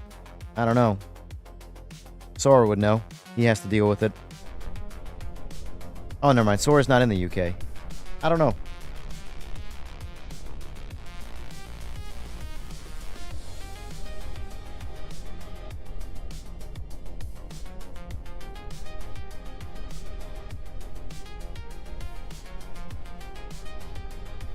Yeah, if you go back and look at the race on stream, Matthew, when I was behind you, you were like doing the teleport back thing, and it was making contact with me, and it did heavy damage.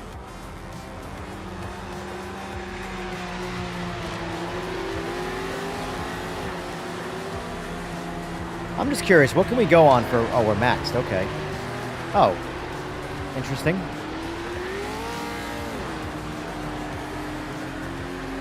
So you can't change the wing. Okay. I mean, I'm fine with that. One less thing you can do.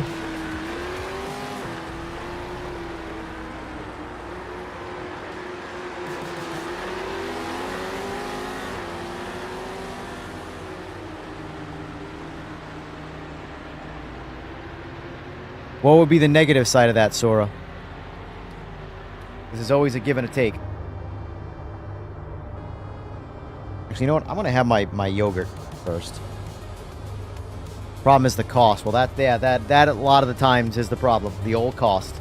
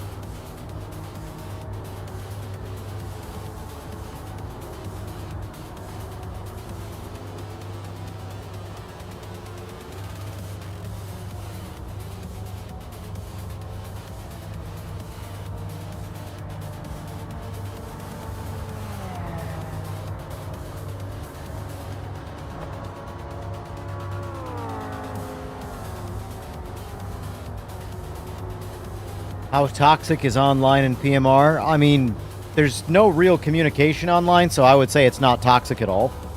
But I mean, it depends. Driving etiquette could use some work, but I mean, I don't play any sims where drivers don't kick me off the track.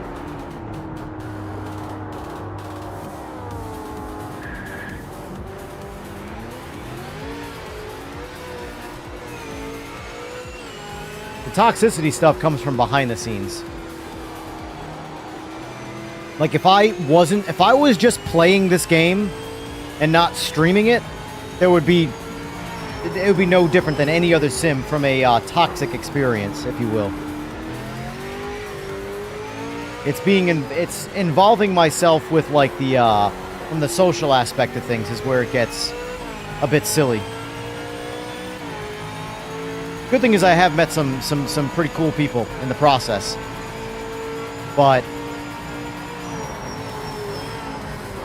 you know.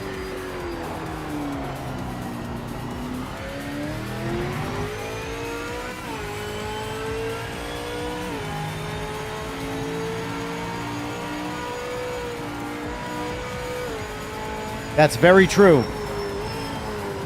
But that's the case of everything, you know?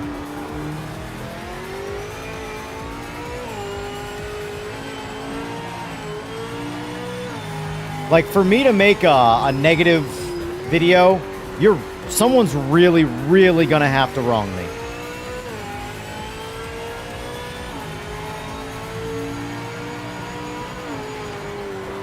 But this isn't my primary source of income either, so I can kind of get away with making what I want to make and nobody watching it. You know, once you become the dedicated, all right, YouTube is my sole, you know, business or whatever it is that I do, clicks become a relevant metric in your day-to-day life. So I understand why clicks are prioritized. Doesn't mean I like it, but I understand it.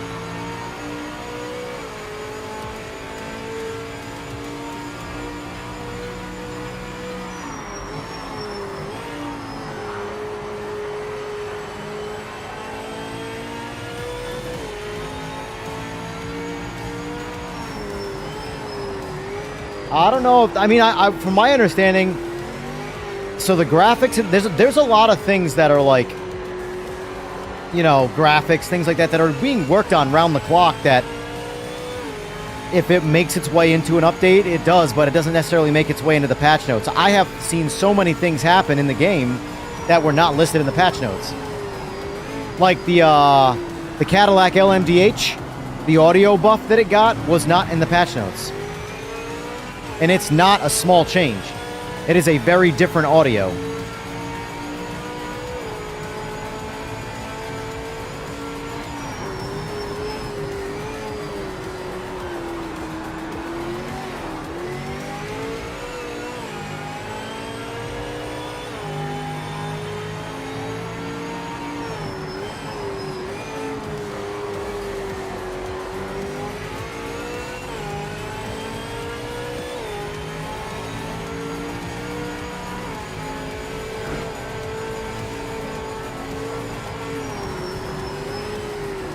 I like driving cars like this on Sebring more than I like driving like GT3s and stuff on Sebring.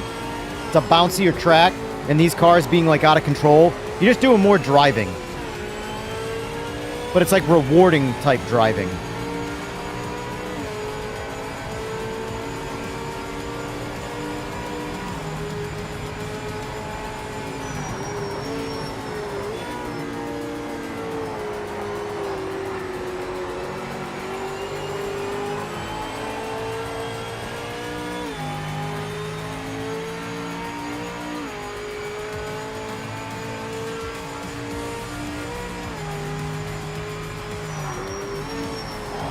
Nope.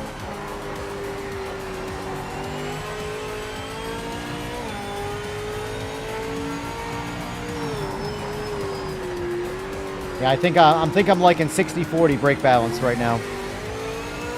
55-45 was a bit too much towards the rear, and it would destabilize the rear when downshifting. This feels really good though.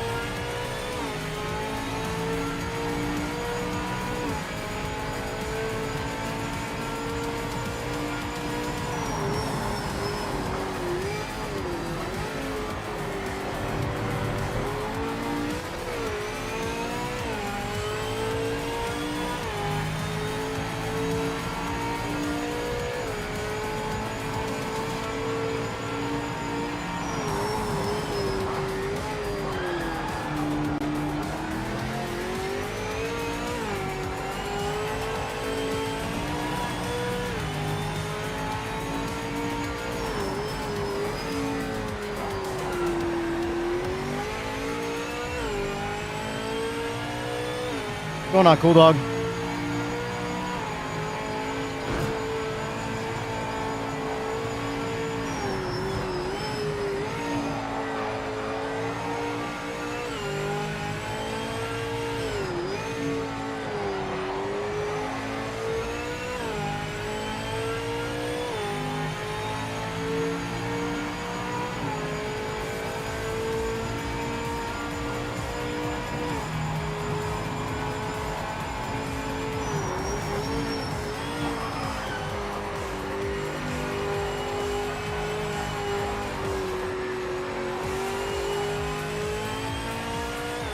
Damn, I lost so much time on that last turn.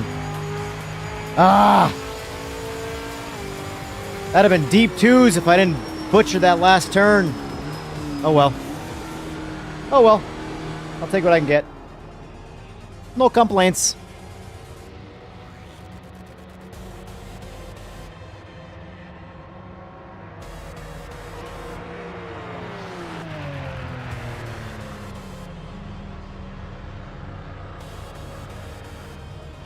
How does force feedback compare to iRacing and AMS2? It's definitely better than iRacing, and I would say it's better than AMS2's as well, but it's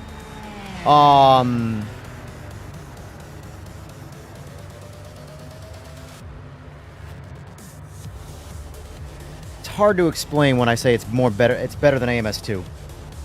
If you have a high-powered wheelbase, I think it's across the board better than an AMS2. When you start to get to the lower force feedback number wheelbases, it could potentially go either way, because I think a lot of the really, really good detail and PMR's force feedback starts to go away with lower values.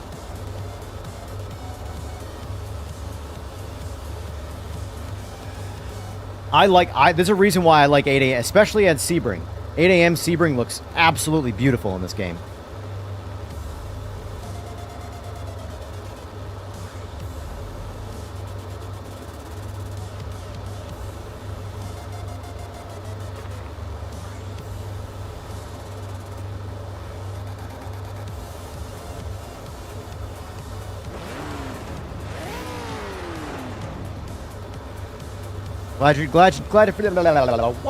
Words are hard. Thanks for being here, Alex, is what I was trying to say. In my own weird way.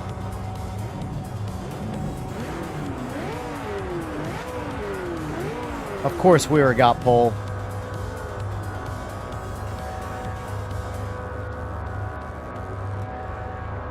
At the moment, I'm using a secret prototype wheelbase that I cannot disclose.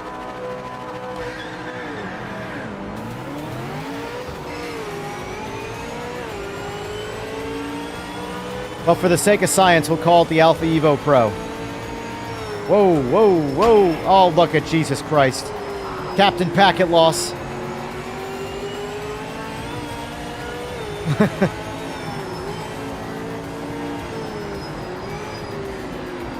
Oh my god, my car's all jacked up right now.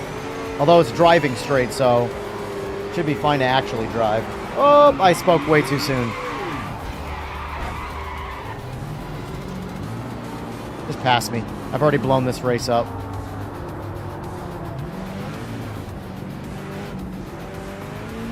I'm using a Simagic Alpha EVO Pro 18 Newton meter wheelbase.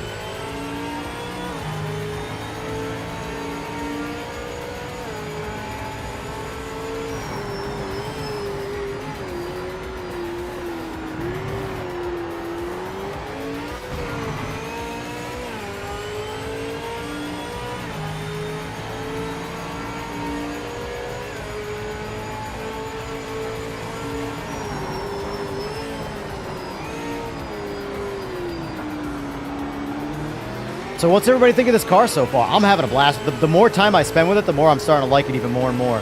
I love it. The curbs can so easily ruin your rail. Look at this. Look at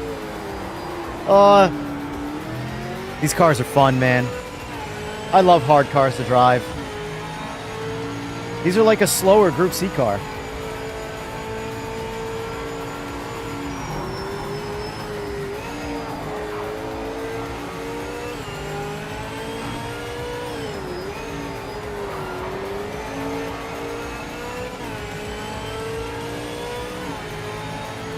Cars making you want to buy the game.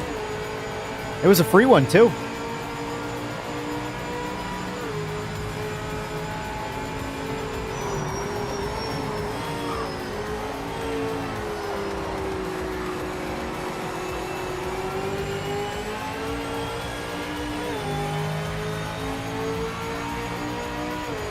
By the way, all the bouncing around, if you're wondering, is just internet connectivity and ping. Oh, get out of my way, Mike.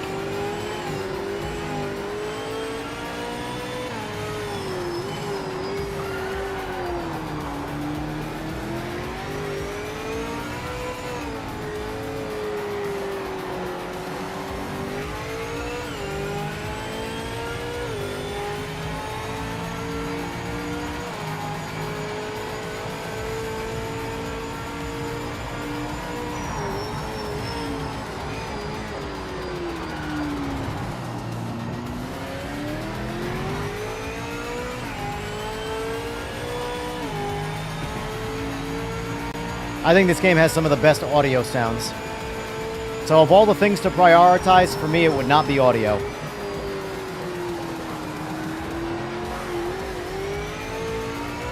Even if sounds aren't the most accurate, they still sound good.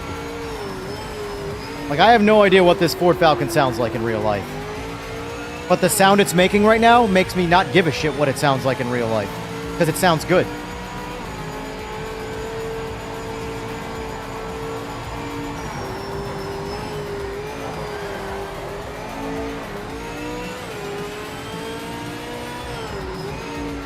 And the LMDHs, while they could maybe use some audio buffs here and there, I think there's much more bigger problems with those cars that need to be addressed prior to any kind of audio. Mainly all around surrounding the battery. The battery is the biggest problem with that car right now.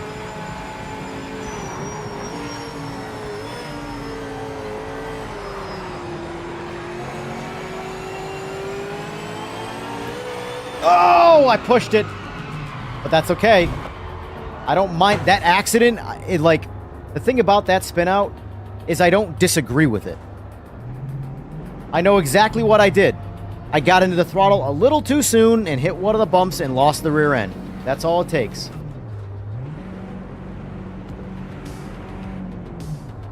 Be clear?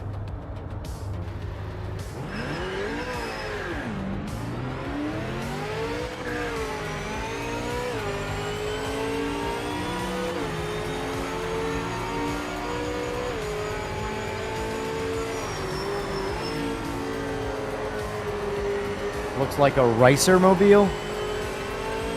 What do you consider a racer mobile?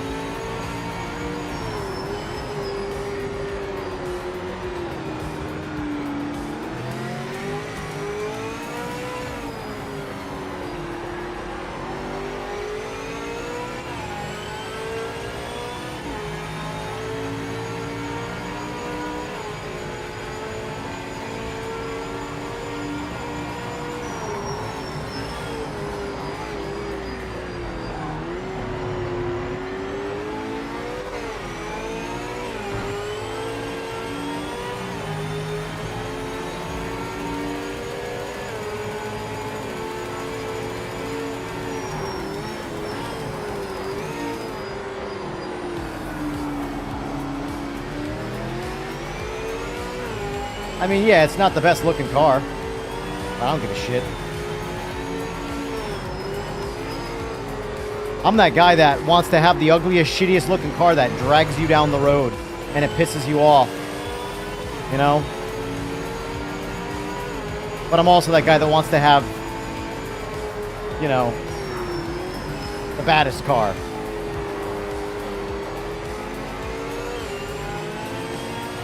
It looks like a Mitsubishi Galant.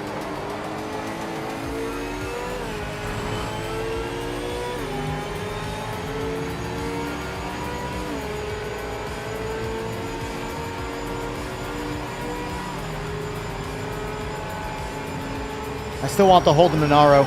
Oh, I totally missed that. I don't know what I was thinking there.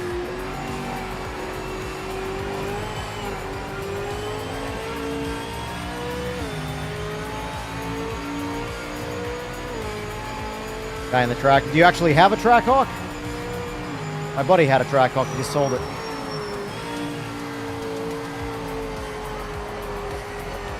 He's made right around 900. It's disgusting that a 900 horsepower Jeep Grand Cherokee essentially drove like that and was able to leave like that on a light.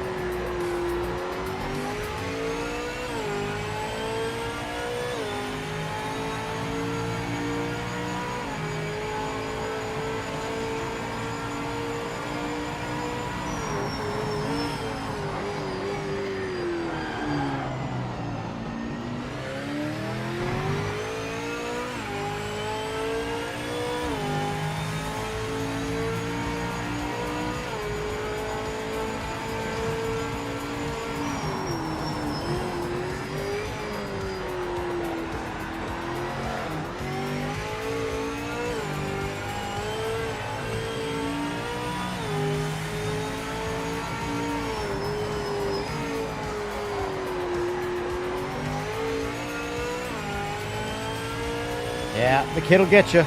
Kid'll get you.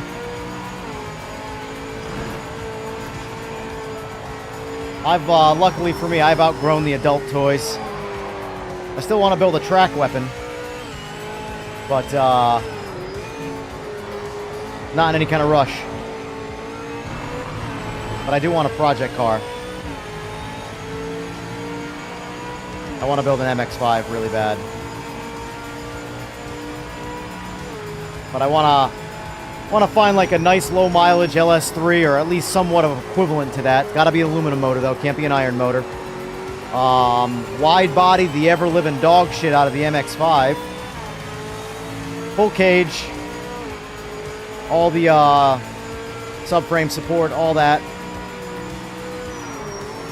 And just build a ballistic missile of a, 500 to 550 horsepower naturally aspirated 2,000 pound MX-5. And go road racing. But I primarily care about making the body as ridiculously custom as possible to get as much tire on it as possible. I can get some like 335s in the back. Oh yeah, now we're talking. Imagine an MX-5 with that much ass in the back of it. I'd say Miata, but a lot of people would be like, what the hell are you talking about?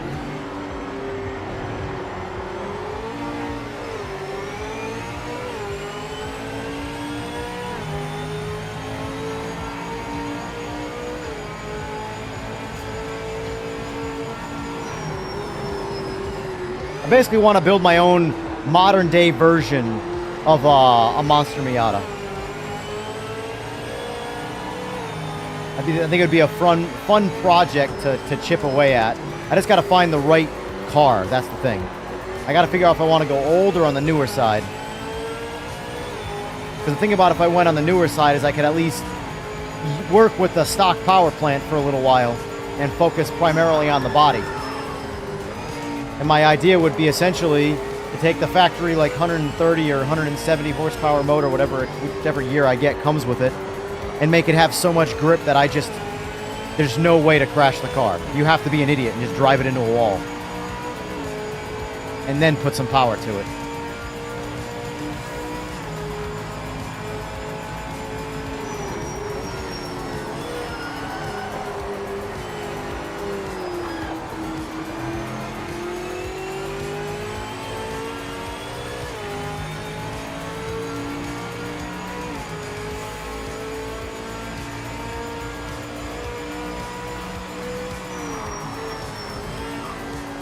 Yeah, that's why I miss my Holden Monaro. my GTO. I love those cars. I still do. That's why I hope they come into this. If the Monaro comes into this, oh boy. Oh baby, baby. I'll never drive the Ford Falcon again. I'll only be in the Monaro. I'll take a Commodore. What's the El Camino Aussie variant? A real car. What's that one called again?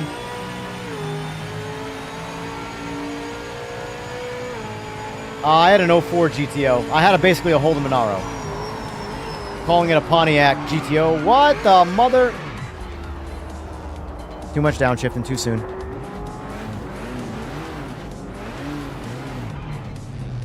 I've outgrown the adult toys. The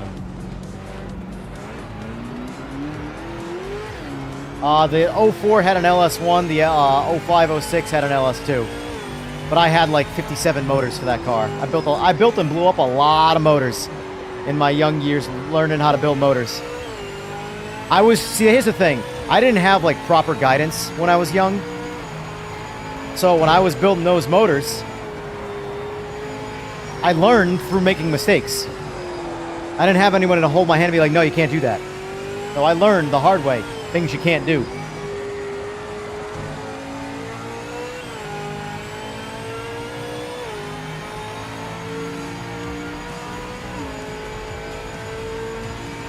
But I mean, that car had an LS6 in it, an LS1 in it, all sorts of different variants of built motors, all sorts of shit. And And I don't regret it, though. As much as it sucked to blow shit up, I don't regret any of it. The shit I learned... well, as much as it sucks, the best way to learn something is doing something the wrong way. You will never forget. Ever forget when it costs you money.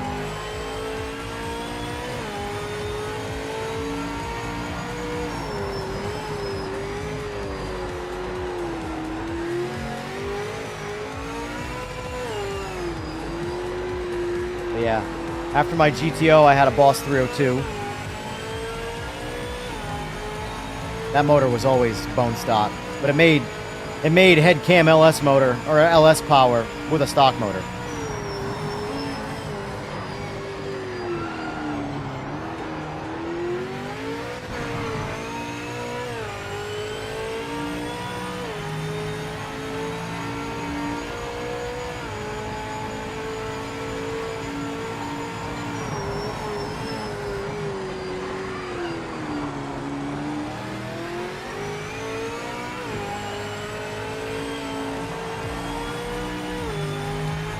Yeah, it's funny now. When I was young, my focus would be get as much chop into the camshaft as possible. Now that I'm older, if I were to build another one, it would have a stock cam and as much cylinder head flow as possible. I'd want that shit to purr like a kitten, but just make more power.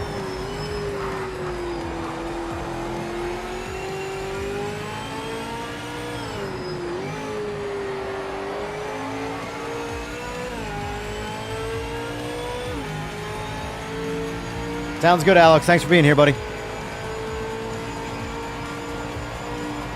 Yeah. Well, my GTO is actually an automatic. My Boss was obviously a stick car, but the GTO is what got me into drag racing.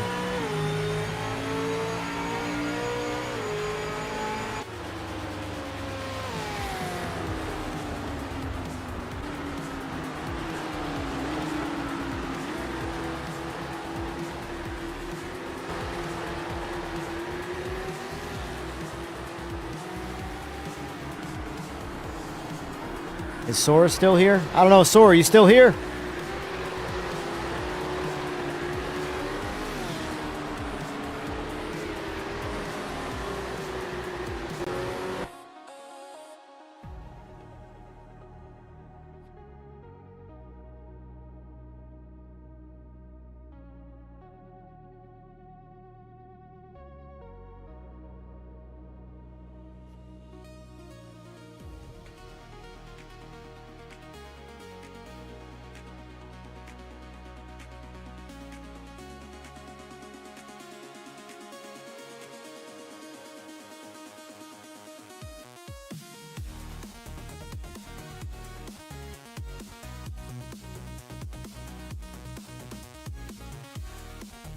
All right, let's pick a different track,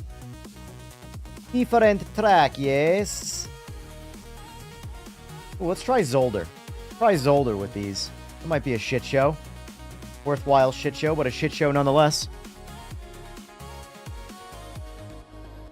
For practice for Drift Masters? Yeah. Yeah, if we get a Monaro, man, that's gonna be my car. Forever.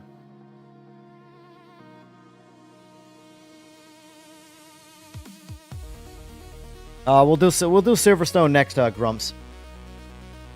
I'm gonna have to turn the line on for Silverstone though. I don't know the track at all. I want to see if I have any I don't think I have any pictures of my bus or my GTO.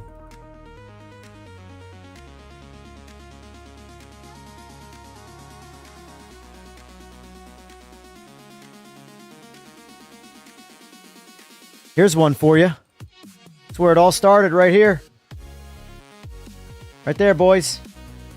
And you might not be able to tell, but that is my face, and I do have a mullet.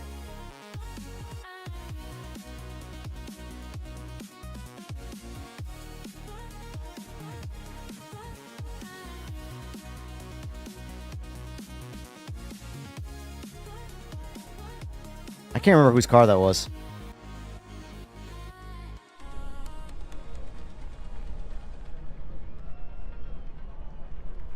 Nothing beats a rotary. This was clearly a stance car. This guy was just a random. So a good buddy of mine built RX-7s. He was the only guy in New England that built like a quality rotary motor, and so this is just like a typical show car type thing where they stance the shit out of it. This thing has no performance in mind whatsoever. It makes good power. I want to say it made almost 500, but obviously it doesn't put any level of it down. It's meant to sit in the parking lot. And that was him trying to take a picture of it, and me just getting in the way.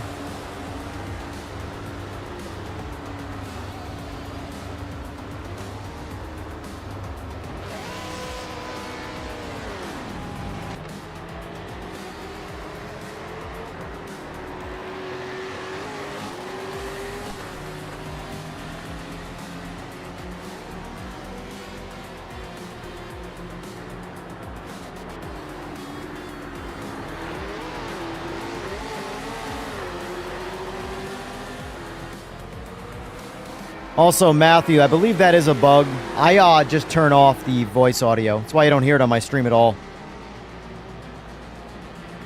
I don't want to hear Ben Collins tell me there's someone in my way that's not in my way.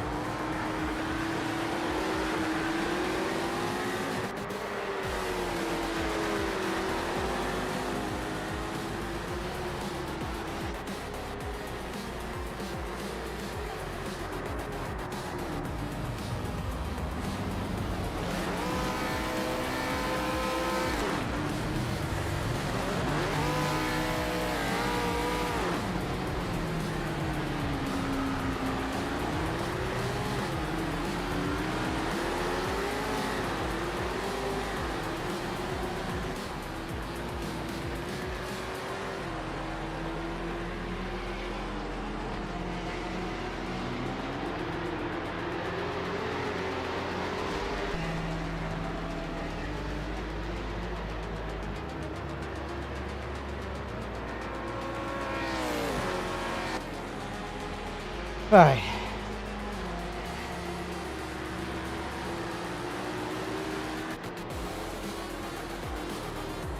Yeah, that's typically where the back markers is why I have it turned off. It just says it nonstop. It'll say it in the same part of the track every time.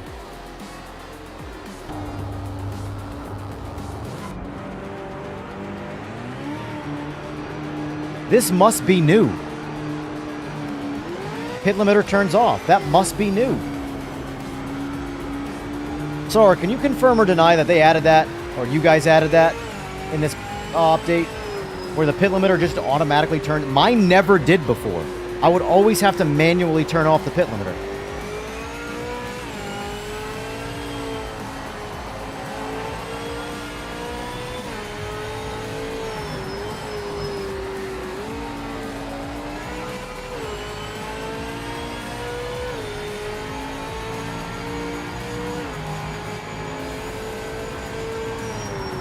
Yeah, that's one of those solutions where, for me, I just turn the audio off. People don't like the hands in this game of the driver. Turn the wheel off. Can't have a problem with said feature if you turn the feature off. God, that's some bad driving.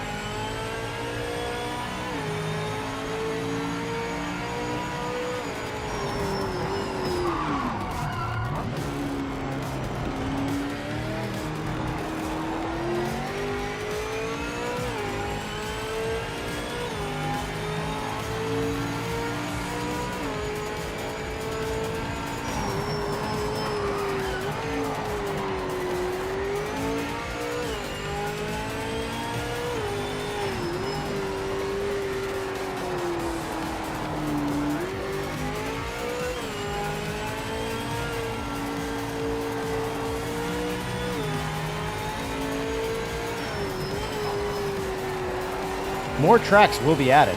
That's part of the DLCs, I believe.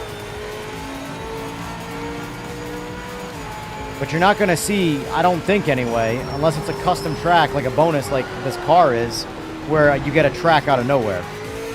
Tracks will come with, say, things like DLCs.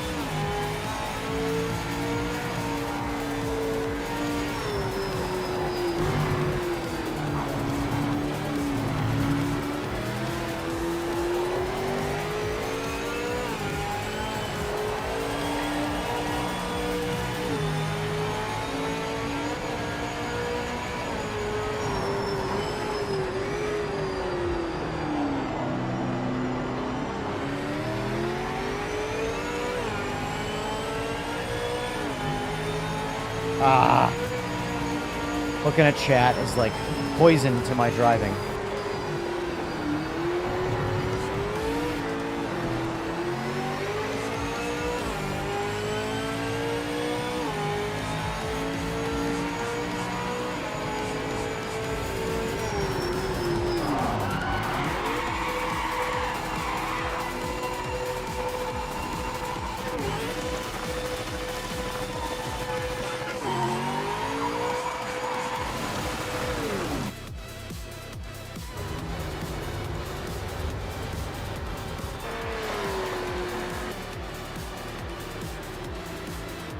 Got this.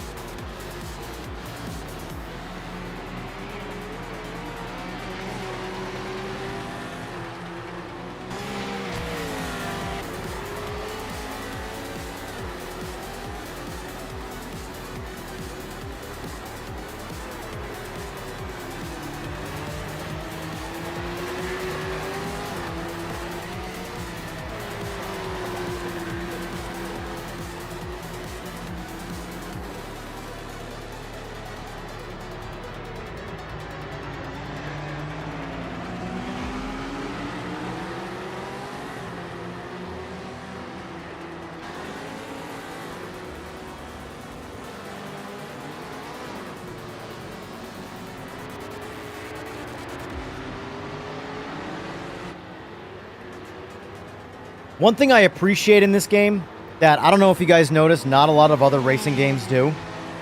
Just about everything on track is an actual object. Almost every other game, you just drive through the object like it's part of the, it's just a texture on the screen. There's no actual geo for it. Like you hit a cone, you hit a sign, anything in this, you can keep hitting it. Just bounce it all over the track like a soccer ball. You know, I know those things don't really aid in quote-unquote sim racing, but when I go to drive through a sign in this game, and I just literally drive through it, there is a very, very brief moment in my brain where it goes, well, that's not realistic. I know it doesn't matter, but it's there.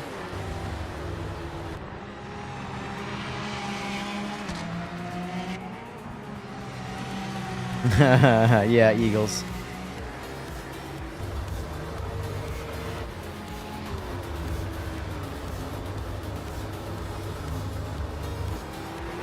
Eagles, like I said, feel free to send me any files you want me to drive.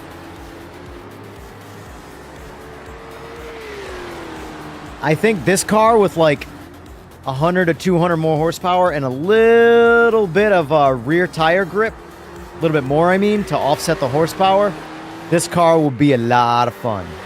I mean, it's already a lot of fun, but like a lot of fun. But don't make the car essentially drive sort of with the same control that it's got right now. Like, don't put too much tire on it so that it adds 200 horsepower. Now it's also easier to drive. I want it to be the same level of, like, effort to drive, but just be, like, a faster car.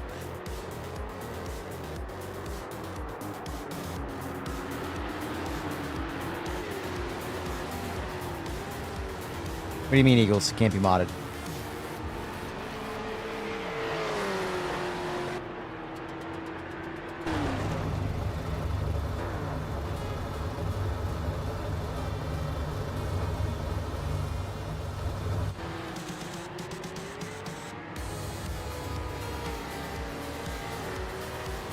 Some good looking liveries for this car, I'll say that.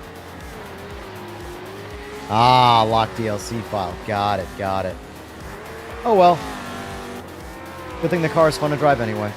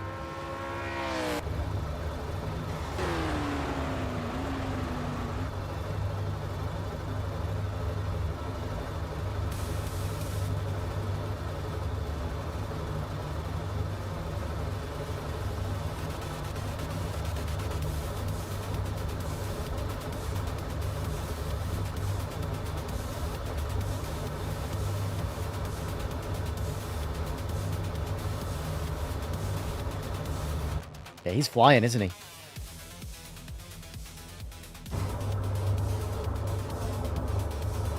Alright, good luck, have fun. Don't die. Has polling been working so far, by the way? I haven't been paying much attention. Or qualifying, I mean. Is everybody in the right positions? I don't know if that was addressed at all in this patch, because that was still pretty random last time.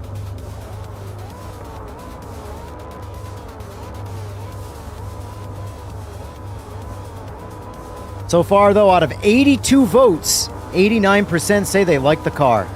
That's good. That's good feedback. Keep on voting if you haven't voted. I'll close the poll when I close the stream.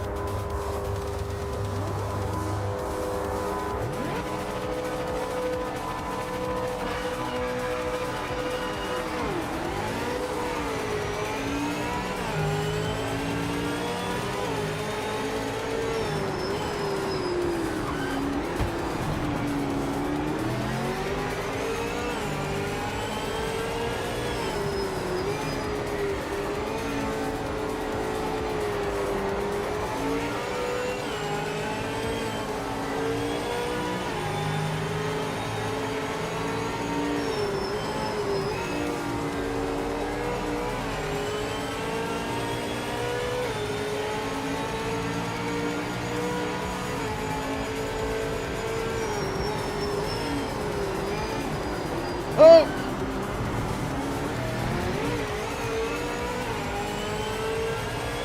Oh shit, in the grass. Play it safe.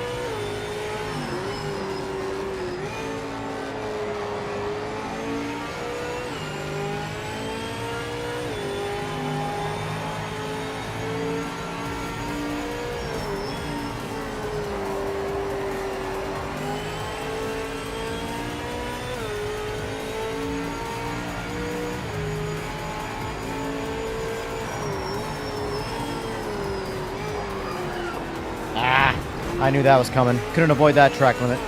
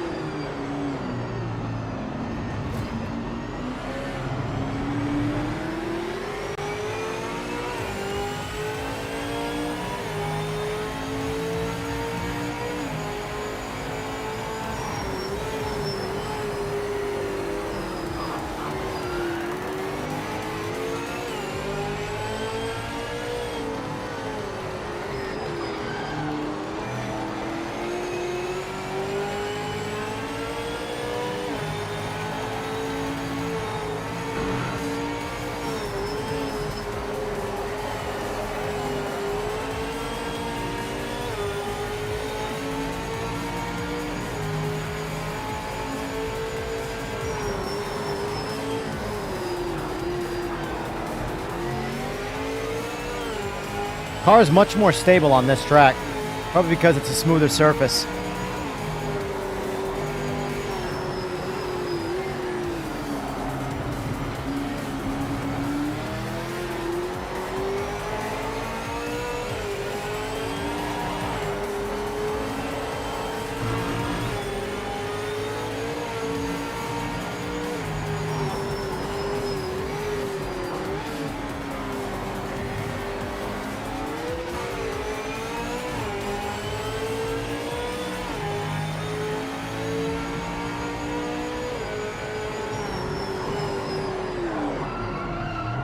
Oh, come the fuck on. That was my fault.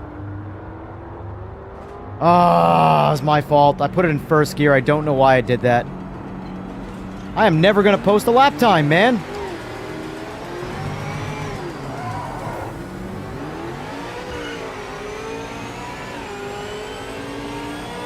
I suck. I suck.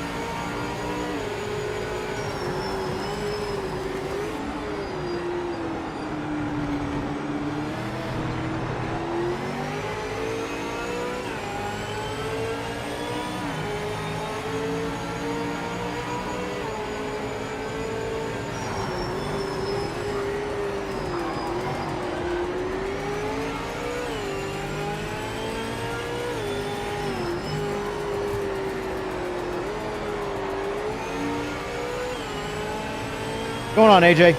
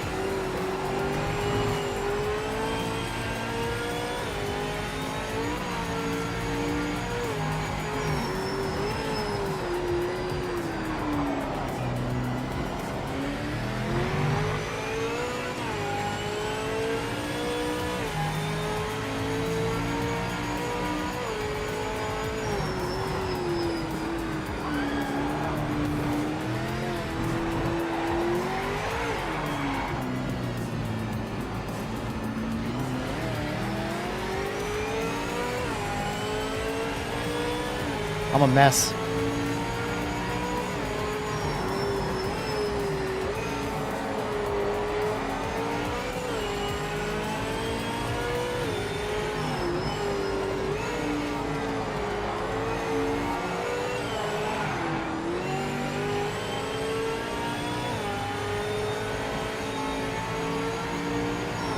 You gotta be so careful of upshifts in this game, or with this car, I mean.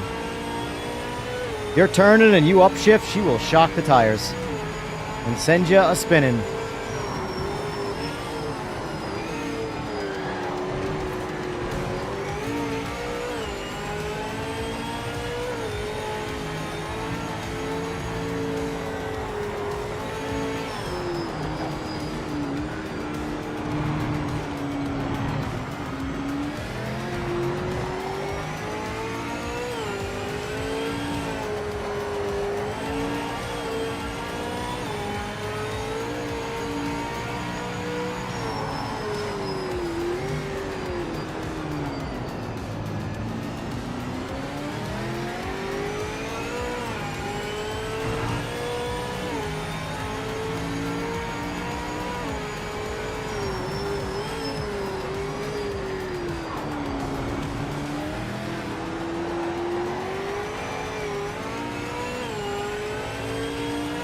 Three-second penalty.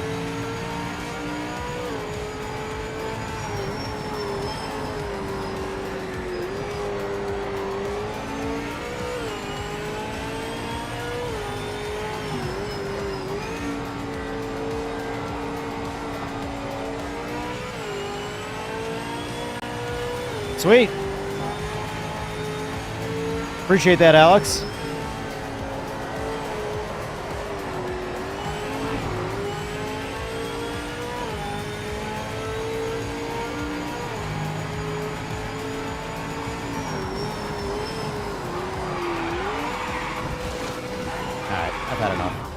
I've had enough of Zolder. I spun out too many times for my own personal mental state.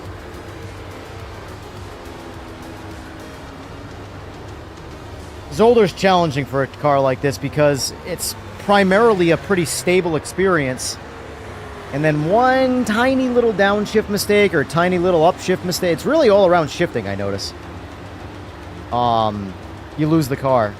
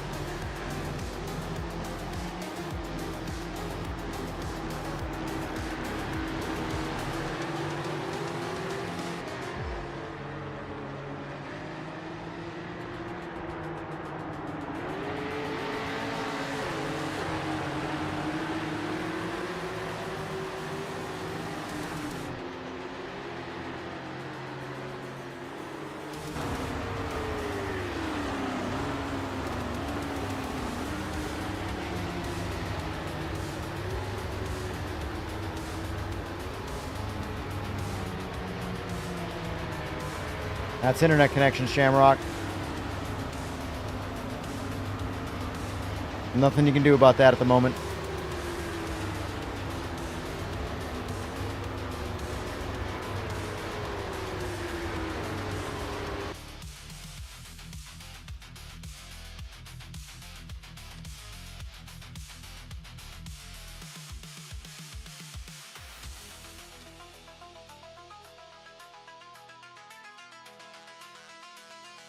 Surprised there's no GT4 drivers.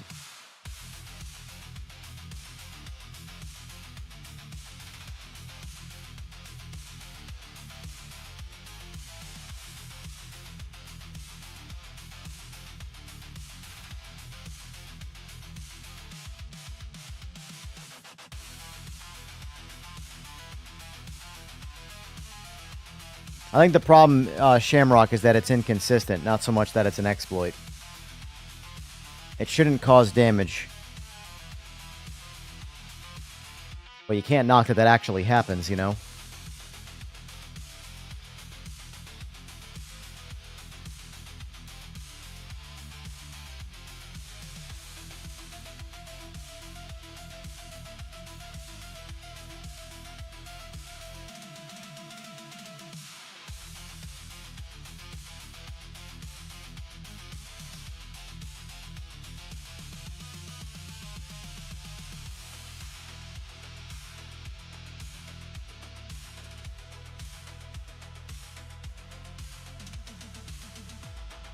Is this silver? What do you mean silver?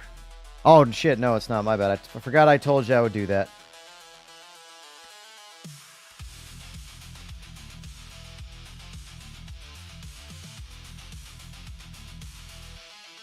I'm going to lower the laps, though, to 5, because Silverstone's a bit longer.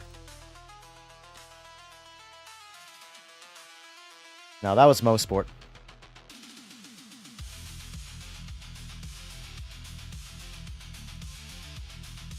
I'm probably going to sit out this one.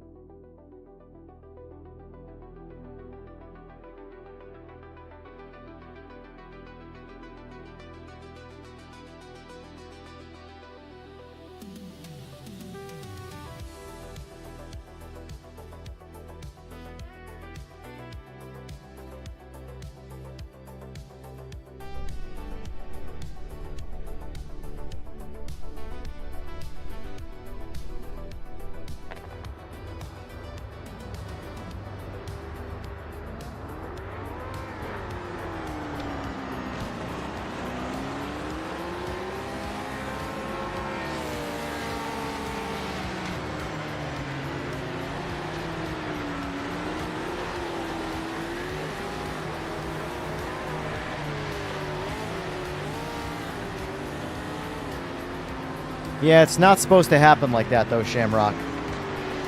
That's a server issue more than anything else, or a server-side issue, I should say.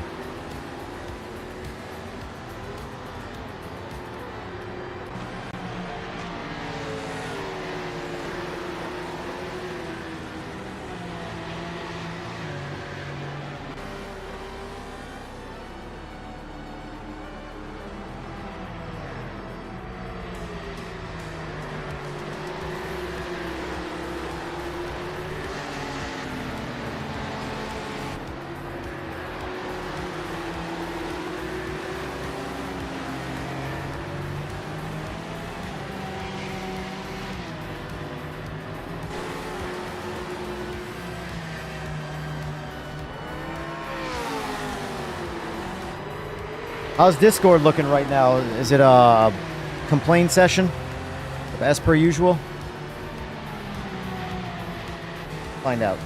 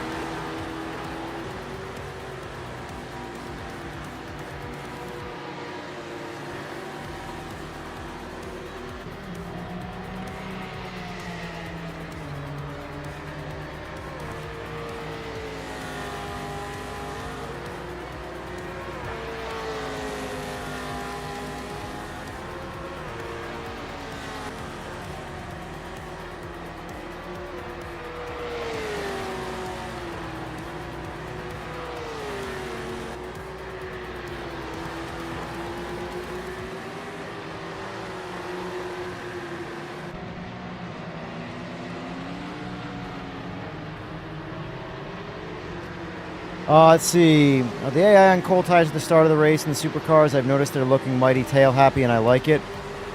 Sora's here, but I don't know if Sora would know that. Sora's more into the online stuff.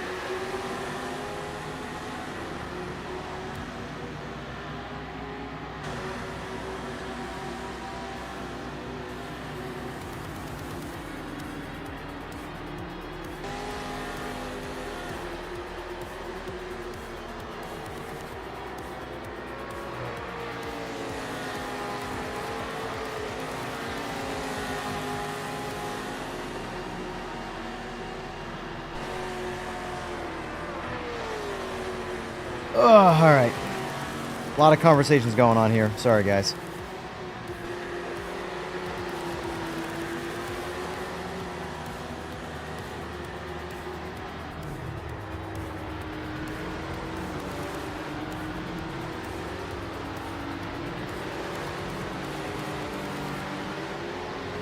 I think I'm probably going to shut the stream down in about an hour, just because I started earlier today, but I want to keep it to the same time frame, the same 4 hours. And then I'll jump on again at 11 p.m. tonight, like the normal time is.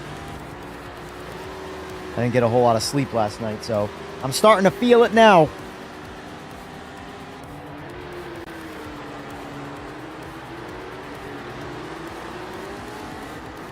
Yeah, those cars, GTO is some of my favorite driving, period. I think the GTO class, and I mean, grain of salt, no one ever believes me in what I think's real and or not, but the GTO class, I think, is probably the most authentic feeling driving cars in all of sim racing.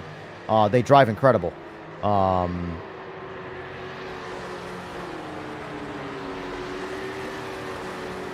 These are pretty solid. I like these cars. They're not quite as controllable as the GTO cars. I find myself not really ever losing control of a GTO car. Even when I push it, because it's a very predictable conversation between you and the car. These are pretty good, but it's a lot easier to lose the rear end in these than to say the GTOs. But I like them. I like them a lot.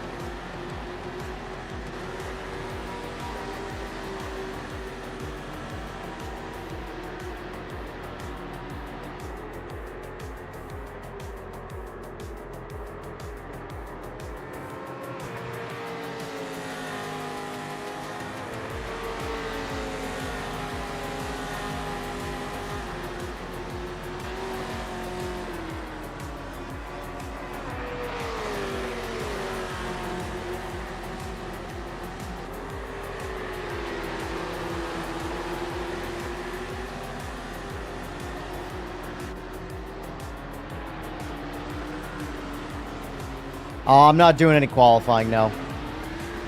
I'm not a big Silverstone fan.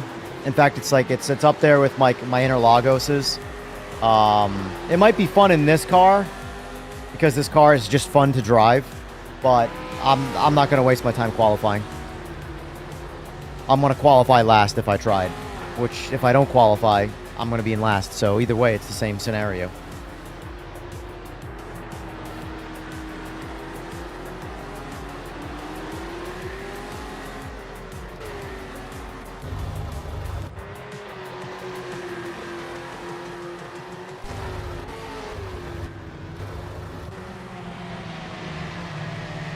All right, Grumps, you're on candid camera. Don't fuck up.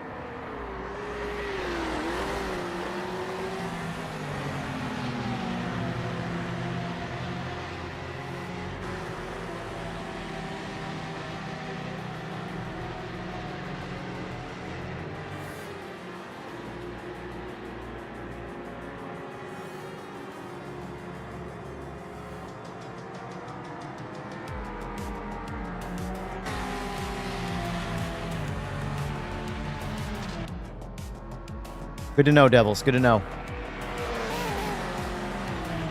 Yeah, I have no complaints about the car. I'm just saying from a easier to control experience, the GTOs are definitely an easier car to drive, although some people say that they drive terrible. I was one of the advocates of the original Group C cars in this game before they made them easier to drive. But there's so many mixed opinions. Like, that's one thing I can't stand about sim racing. Nobody is really right. Nobody. Myself included. All we can do is give our opinions based off our experiences and what we think is accurate and what we don't think is accurate. But the reality is that if we've never driven any of the specific cars in this game, none of us have any foot to stand on. Unless we're talking about, like, some super basics of driving. But, like, the limitations of an LMDH, the limitations of a GT3 car, none of us know. And the few people that actually sim race, that have driven those cars in real life, have a massive bias. It's called money. So you can't trust what they say either. So the reality is that just play the game. And if you like driving the car, drive the car. But arguing over, like, what's real and what's not, and what's the best experience and what's not, is some of the most fruitless, pointless arguments. If you like it, drive it. If you don't like it, don't drive it. Me, I don't like GT4s. I don't drive them. GT4's got a big update today. I'll be honest with you. Unless I'm going out of my way to review them, I'm not going to drive it. I know it's not fair to the people that put the time in to make those cars good, but so be it. There's plenty of people that are going to drive them. I'm just not one of them. I'm going to drive the Ford Falcon all day over any GT4 car. I like wild, crazy cars. I don't like slow, easy-to-drive cars. I like the cars that make me fight them the whole time, or fight me the whole time. GT3s just drive really good in the game now, so it just so happens that I like driving the GT3s in this game.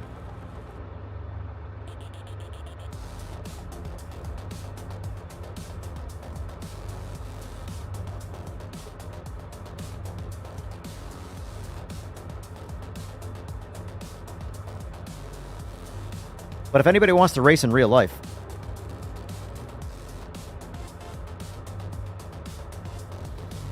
I'm always down.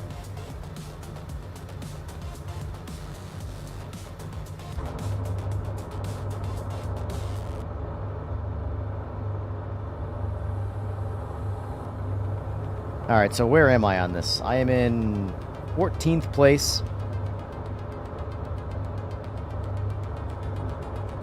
Fourth? Nah, that's the same, right? Says I'm in 4th overall for my class, but that's not right.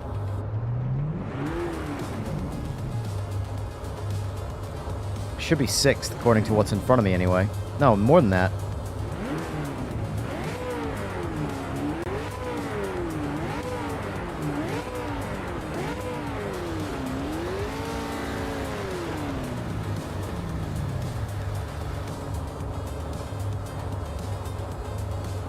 $159's out of this. I'm terrible on this track.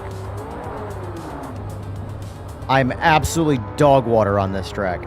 I should put the line on for safe driving, but I'm just going to wing it. This is one of those tracks that I have like a mental block on, that my brain just refuses to memorize and make any progress towards.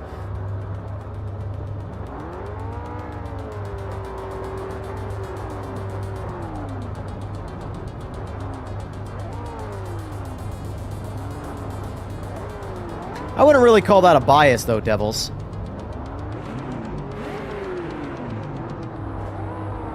You just like them better. I wouldn't really mean that that's a bias.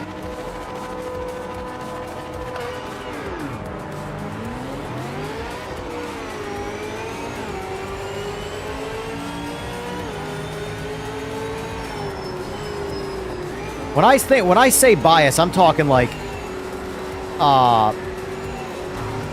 there's like a financial dog in the fight.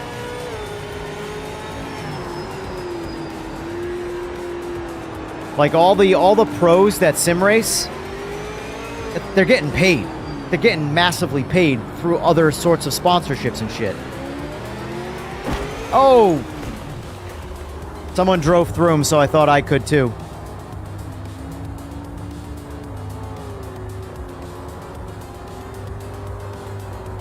Be careful with the racing line. That makes you a bad YouTuber, remember? Well, it's a good thing I'm not a YouTuber.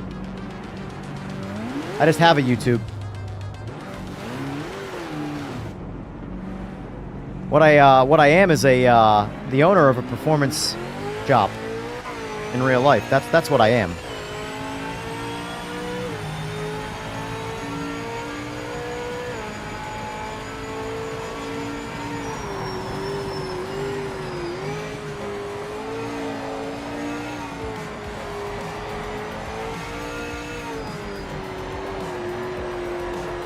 Just remember, Grumps, I'm doing this for you. I hate Silverstone.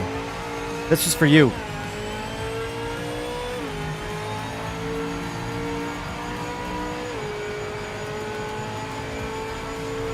I'm very set in my ways when it comes to tracks.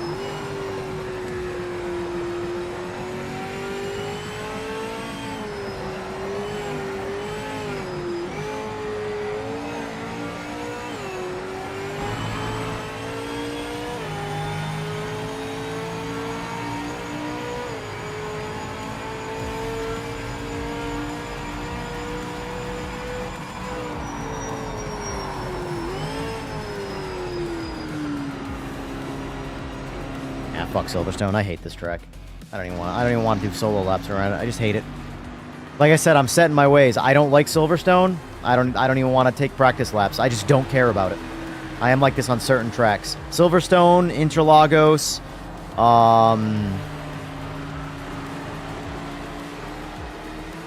those are just two that come to mind right now. Tracks I just do not like. Fundamentally don't like the layout, I don't like this flat terrain, like no visual cue for anything other than like a random sign or something. I just don't want to learn this track. I don't like the track. I'd rather watch.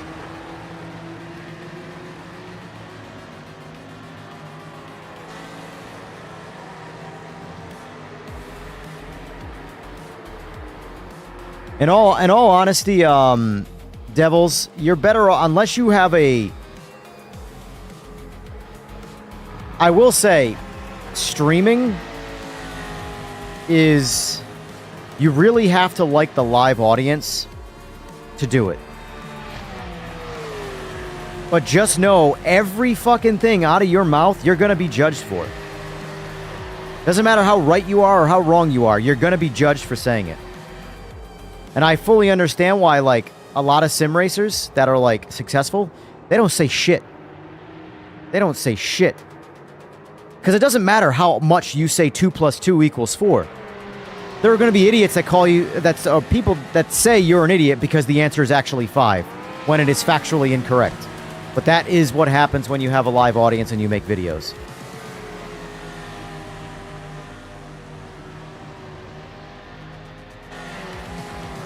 Silverstone was perfect in the 2000s.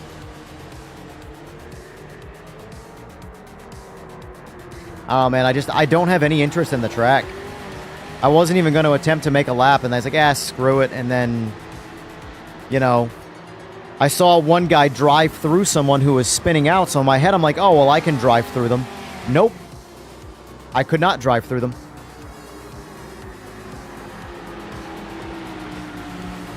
You talk like Sean Strickland, so I figure it's best to keep quiet. That's not a bad idea.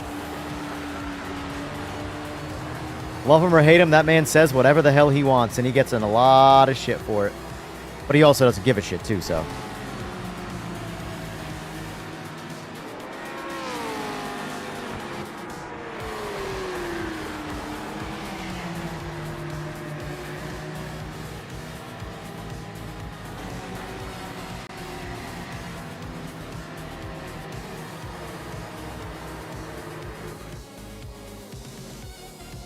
I'm a person who would be in it for the game. I want the flame. Yeah, see, my whole thing is like, I like having fun, and I like the live audience. I've always liked. I had a motorcycle podcast for years. I like conversation. I like debates. But the problem is, it's really hard to debate with people who wait till after the debating potential process is over. Then that's the problem that comes with YouTube. So if I say something that someone disagrees with me, they won't disagree with me in conversation. They'll disagree with me in a video they make later on. And it becomes this back and forth with zero actual conversation. And that's what sucks about YouTube. No one actually wants to have a debate. They just want to be perceived as correct.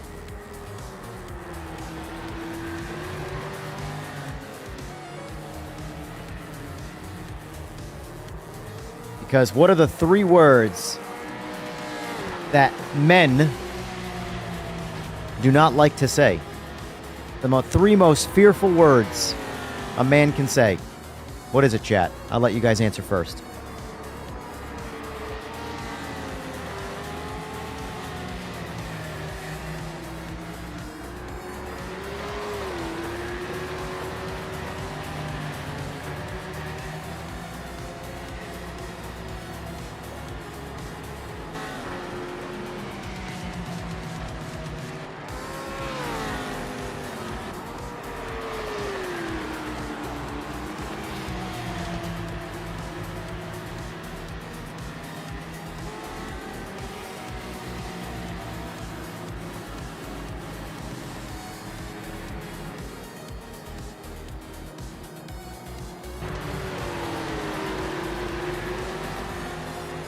Smelly hippie. Nice. Oh, you hit something hard. That is a good-looking livery. That red. That's a really good-looking red.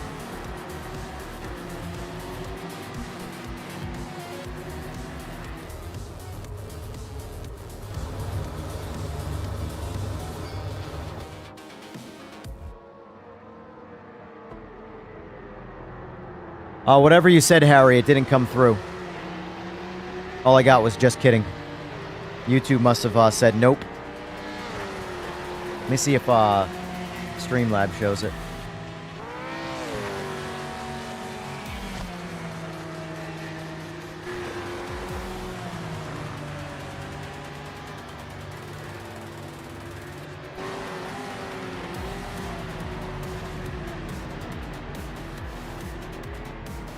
Nope, doesn't show it. Streamlabs must have said nope.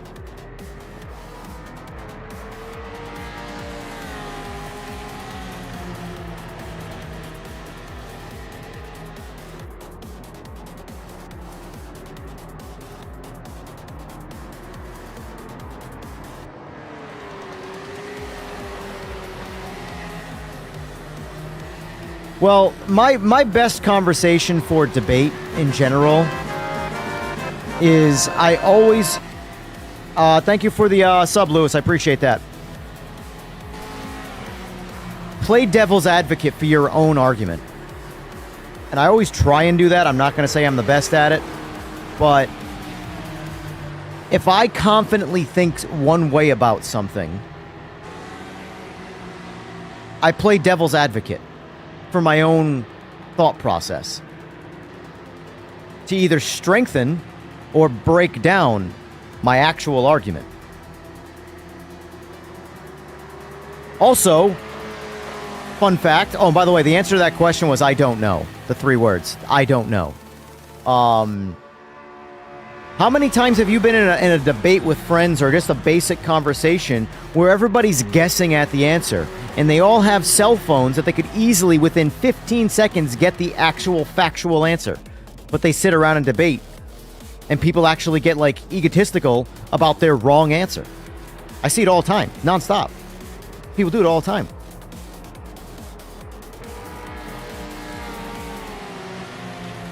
It's the threat. Those cars are simply amazing. I assume you're referring to the new Ford Falcon.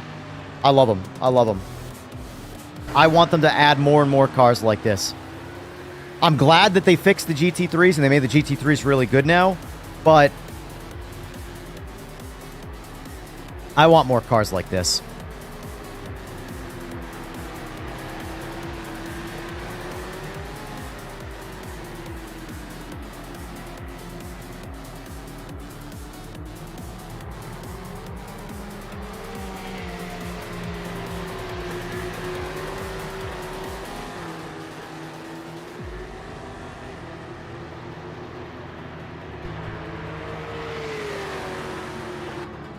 I have no interest in GT4s, unfortunately.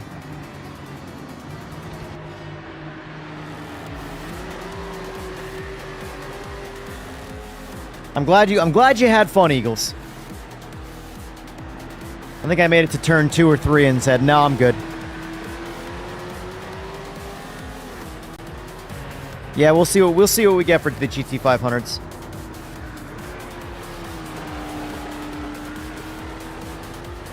Hence my YouTube account name. I'm always full tilt with my knowledge. Sometimes I'm wrong, sometimes I'm right, but in the end, I always stand my ground. Well, it depends. Like, I do think you should stand your ground, but I also think you should be subject to being wrong. Like, not subject yourself to the idea that you're wrong. You know? You'll learn things in life a lot faster. Like, something I always try and do is tell myself before anything that I'm dabbling into, like, what do I know that I know? Like, what do I know that I know? And what do I know that I don't know? Like, 100% yes or no. If there's any, like, level of wiggle room where you might not know something, then you know you don't know it. Period. What's the expression? If you truly understand something, you can explain it to a 3-year-old. That might be paraphrased a little bit, but it's true. If you truly understand something, let's try Monza. We haven't done Monza. If you truly understand something, you'll be able to explain it through analogies to a 3-year-old, and they'll understand it. GT4s feel 1,000% better. That's good. That's good.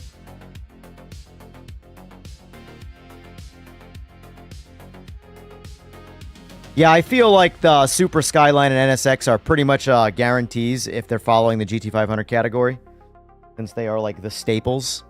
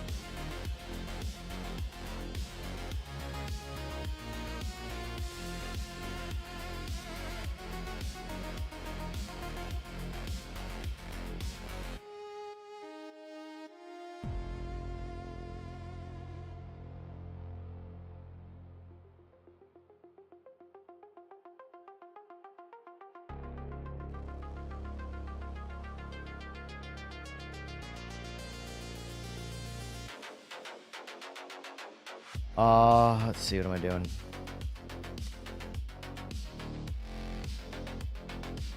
Yeah, we'll definitely do a 2-lap Nord. I'll probably finish with a 2-lapper on Nords.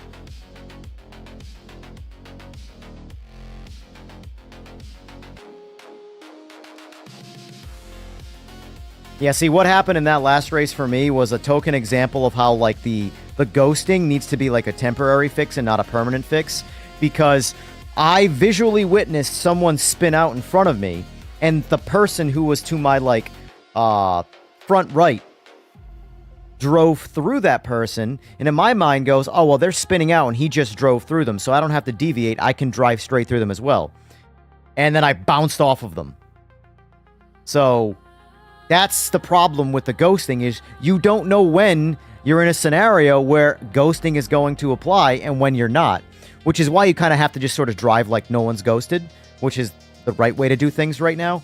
But at the same time, I would have had to have jackknifed out of the way hard to avoid this car, and I've just witnessed someone drive through them. So it's like, all right, we're good. I can drive right through them. Big wrong. Big wrong. And then at that point, it was me in the weeds on Silverstone, and I'm not a Silverstone fan, so back to the pits I go. But either way, it was entertaining.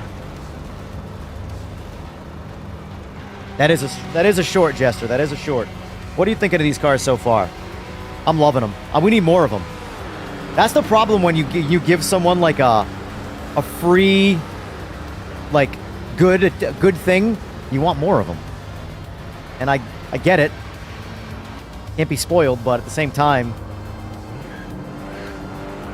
you do a good job. I want more of that. Yeah, these cars are fun.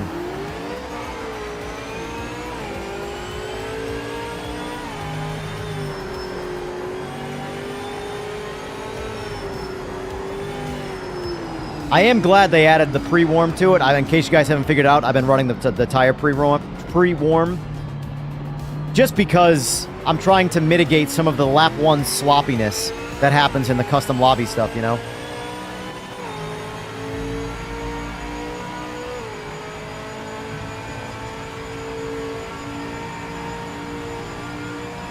Yeah, Sora's good people. Sora's definitely good people. He's pretty active. Oh, I did it again. I gotta be careful with them downshifts.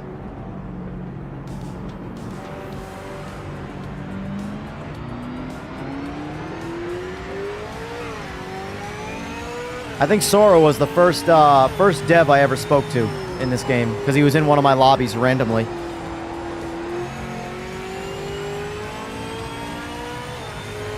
To the point where when he said he was a dev, I was like, my ass, you're not a dev.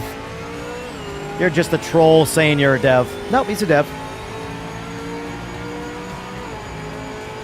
Now, Sora's good people. Sora is the type of person that I think about when I want to say something like bad about the game. You know, because I know it's not. Not everybody is to blame for all the stuff. There are people that are passionate in the company that want this game to be solid. You know?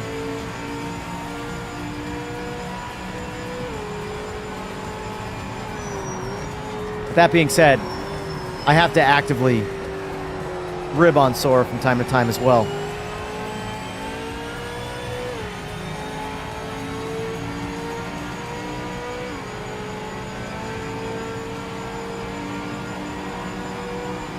I guess that answers the question. Whoop, whoop, whoop. You went right. I was going to go right.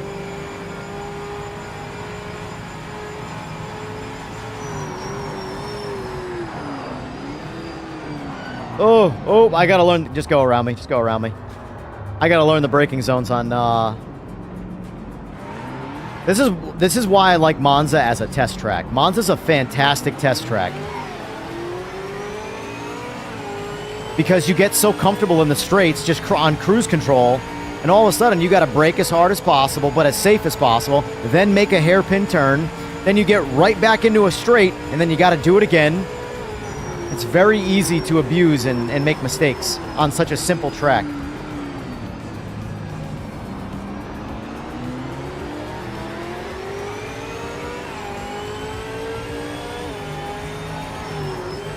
But yeah, I'm glad you got a chance to talk with Sora. Sora's good people.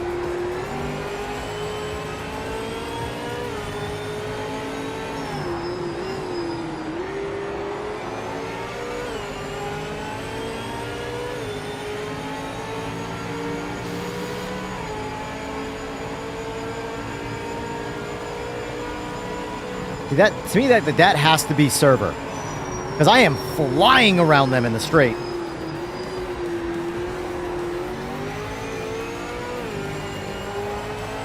Unless they're just choking up on the throttle, but well, that's it. That's exit speed.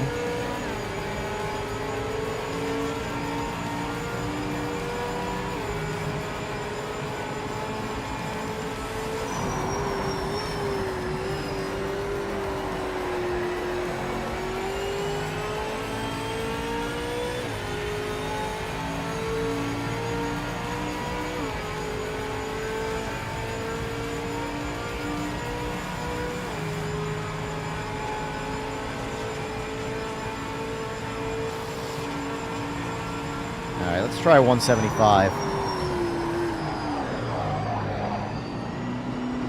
Not bad. Not bad. Not the worst. Not the best.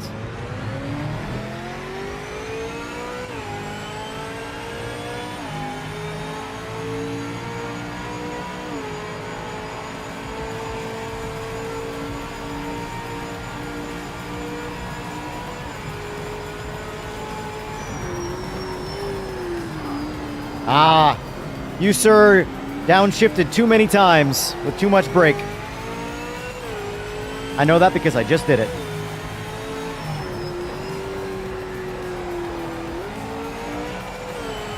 All right, so that's a third gear turn right there. Just wanted to confirm. This one's probably going to be second.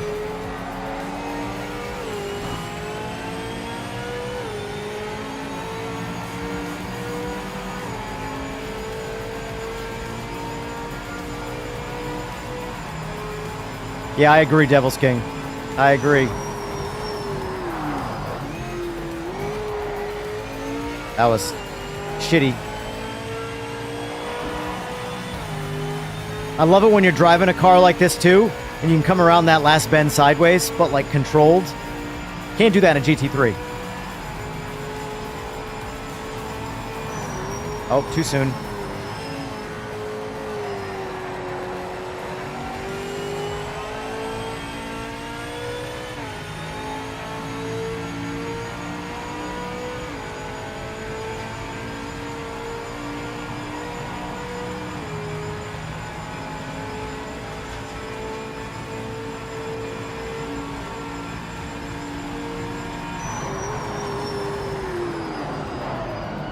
Ah! Ah, good enough. Good enough. I'm sure someone will overtake it, but whatever. That's fine.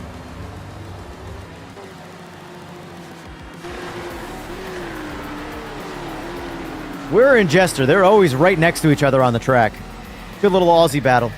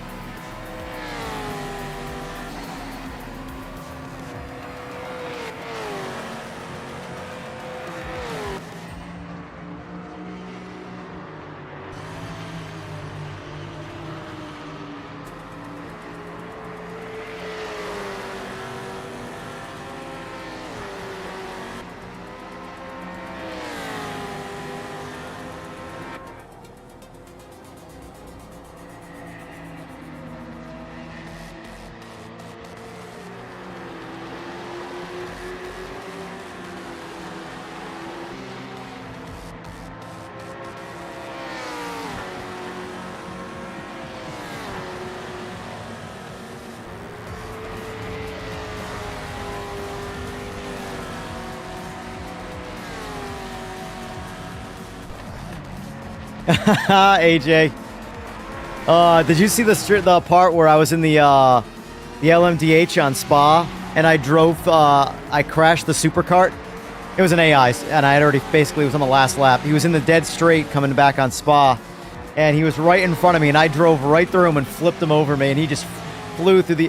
One thing I will say, AMS2's crash physics are very, very cartoony, and I love it for it. Oh, whoa, we're coming in hot. Yeah, like, it isn't. It's hard to say realistic. I think iRacing has the best crash physics for realism, but I only know that because I've crashed so much in iRacing. But AMS2's crash physics make you want to, like, hit the AI just to see what happens.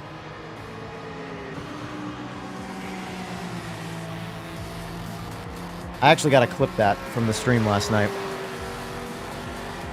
I very much look forward to PMR getting to that state where, like, okay, the biggest reason I wanted to jump on AMS2 last night was to just give me like a palate cleanse from all like the negativity loop that this game is stuck in.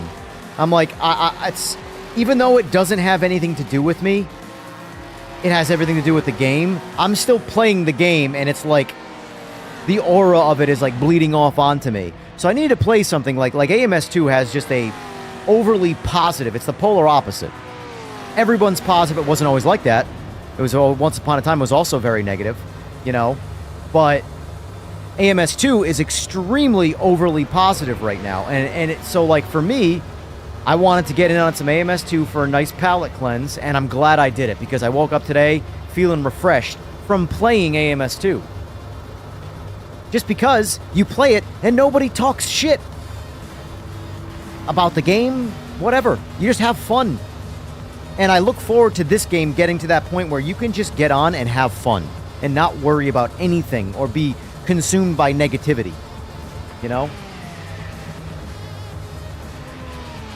Like, I think the Discord is like the worst thing to read on the day of a patch. Because it's like the entitlement comes out in spades.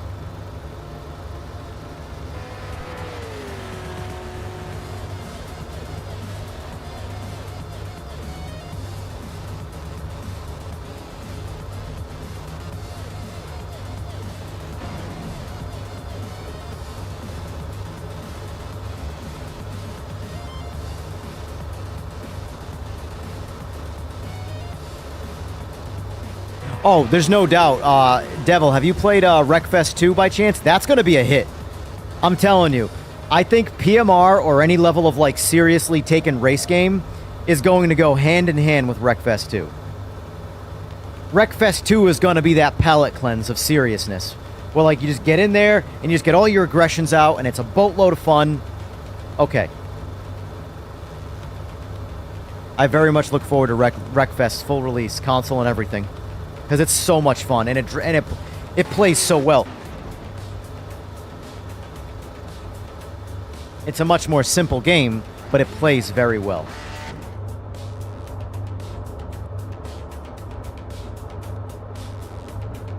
And surprisingly, Wreckfest 2's like overall force feedback in their physics. Has anybody here ever had the opportunity? I've only done it once, but a buddy of mine, I helped him set up some demo derby cars for many times. But I've done the demo derby once upon a time where you race figure 8 and you're in the dirt the whole time. Wreckfest has captured that so well. The control, but like the lack of control while having control on like a dirty field, it feels so good. Wreckfest 2 is solid. This race is going to be Wreckfest. I agree.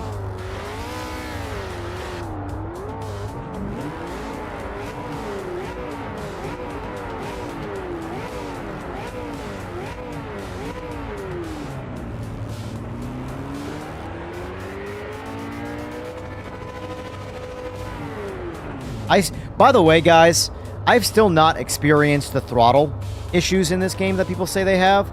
And I've seen patch notes where they said they've changed it. It feels the same exact thing to me since day one. You're the guy in the Cayman? White and... Oh, shit. I gotta get ready to go here. Almost missed that.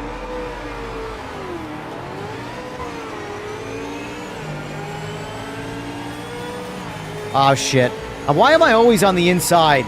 This is always going to end well. Oh, okay, there's that. There's that.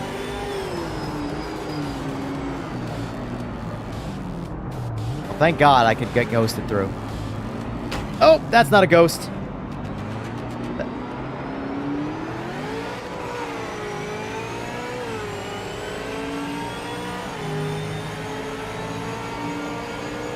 What? I don't understand it.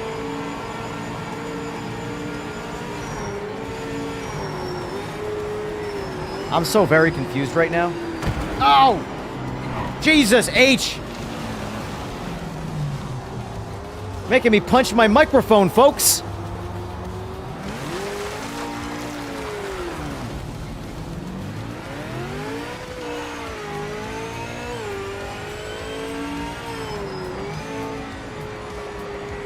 Holy Mary, Mother of God.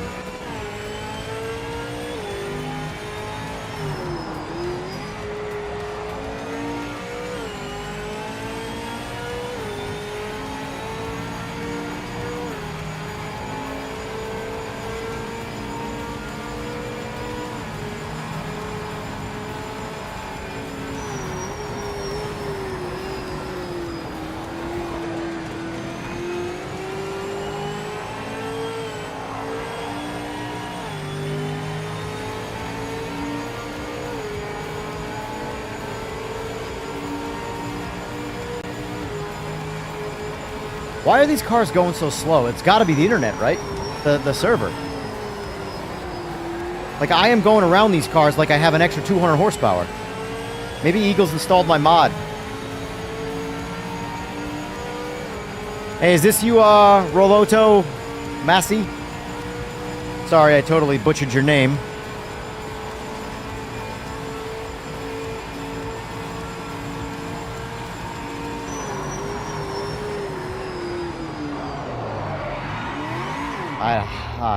Fucking Christ, man.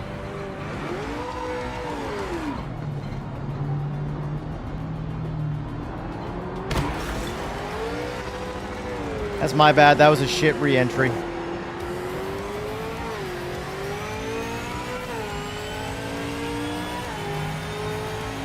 I'm gonna try not using the H pattern.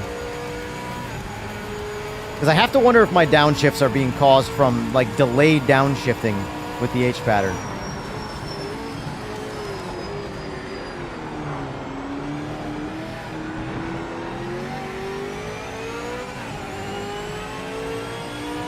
Because the H pattern downshifts the car very strangely. Like, it downshifted. Like, I don't know if you guys are how much you're paying attention, but if you notice when I move my hand, it doesn't instantly downshift. So it randomly downshifts later. So I'm going to stick with the paddles for now and see if that clears anything up.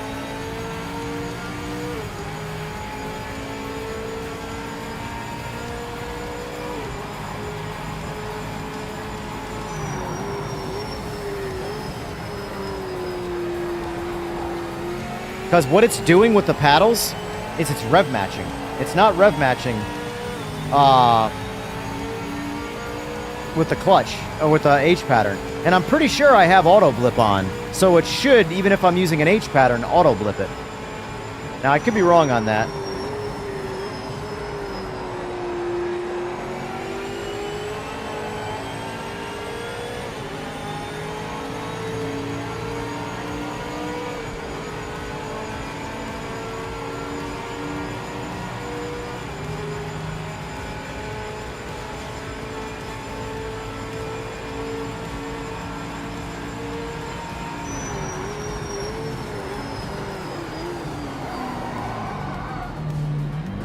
Man, I gotta work on this. I don't know where the braking zone is for this.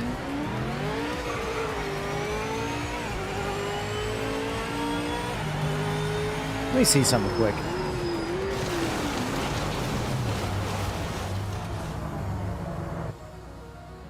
Oh, God, nothing's bound on this wheel.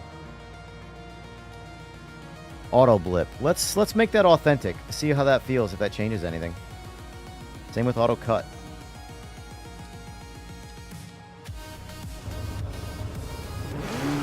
I want to see if any of this changes between H pattern and the paddles.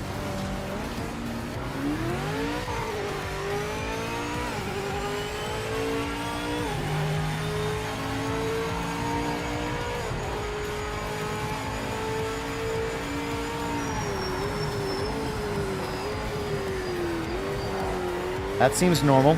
Let's try the H now.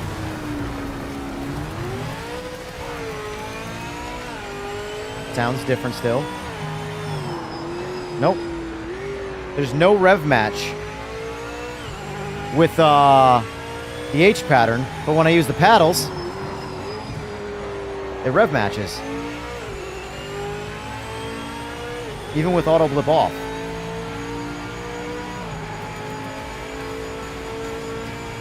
I mean, I imagine this car does not have auto blip, but maybe it does because it's a sequential.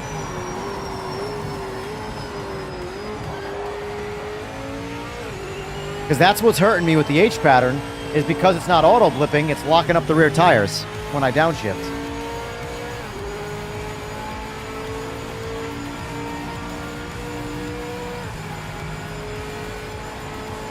Yeah, it's a threat. That's quite possible.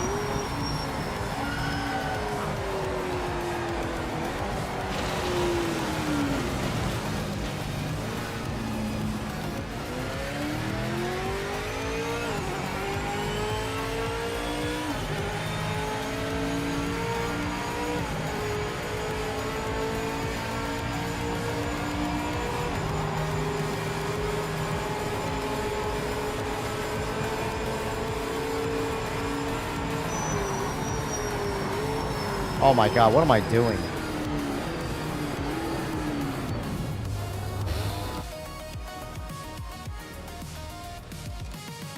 I feel nothing with these, by the way. Let's just see. Because I don't use a clutch with my H pattern.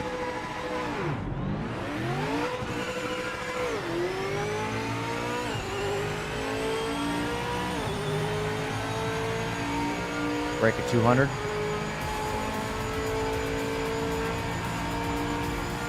Yeah, the H pattern works amazing on the GTOs.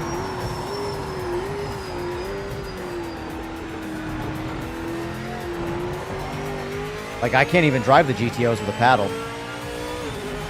But so far, these seem to be the preferred way to drive them, is with a paddle. Even though they're more fun with the H pattern, they're also more problematic.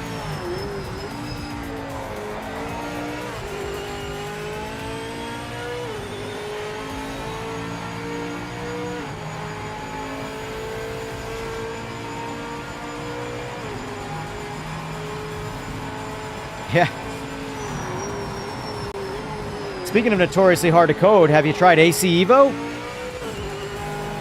The H pattern doesn't even work. You can bind it. The second you go to use it, it just stops working, and now you can't use. Nothing works. You have to quit the game. It's been broken since day one for me.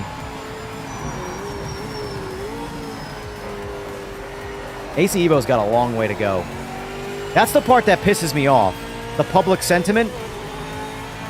This game, as it sits right now, is substantially better than AC EVO. The way AC EVO sits right now. AC EVO is loved.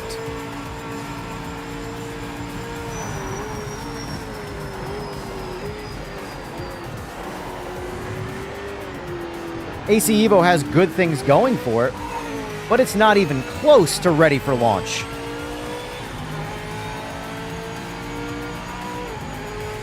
If this game came out today, and I had to pay full price for it, I would, and I would not hesitate. AC EVO, even at half the cost, knowing what I know now, if I'm being honest with you, I would just wait. I would not buy AC EVO again. Even though it's actively work in progress, which is fine. My experience that I've had with it is a skip right now. I don't need it. There's no reason for me to play AC EVO. The only time I jump back to AC EVO is when an update comes out. And it has the same problems. It adds new content, but it has the same problems.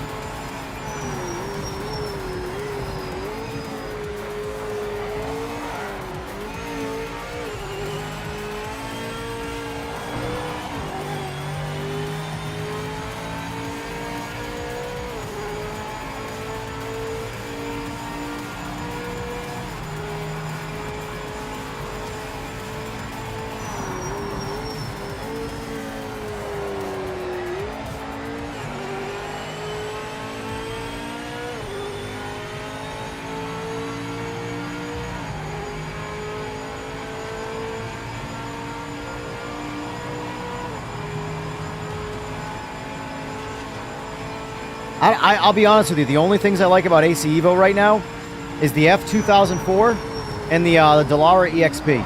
Everything else...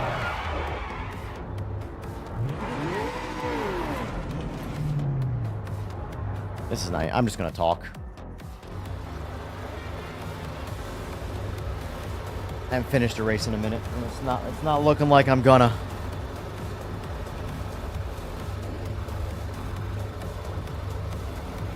Next race I'm gonna do is Nords, and that's probably gonna be the end of the stream for now.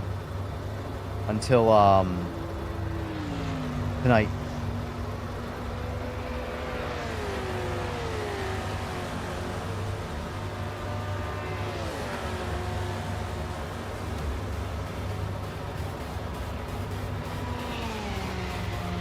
So what's the sentiment on the GT4 feedback so far? Are people liking it? I'm not the guy to ask.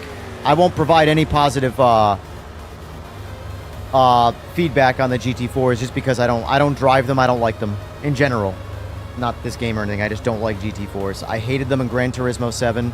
I've just disliked them every time I go to drive them.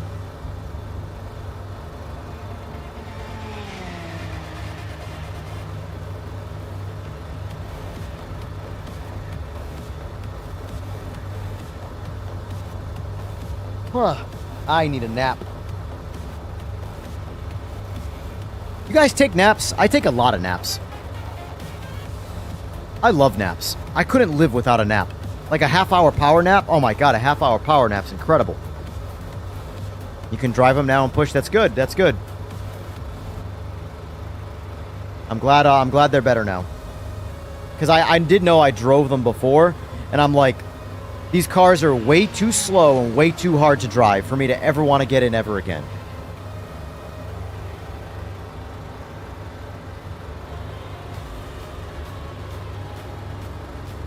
AE86, I don't know if I've driven it yet. I do know in iRacing, my favorite car in all of iRacing is the GR86, which is hysterical. It's not the type of car I would like, but in iRacing, it does a really good job with that car.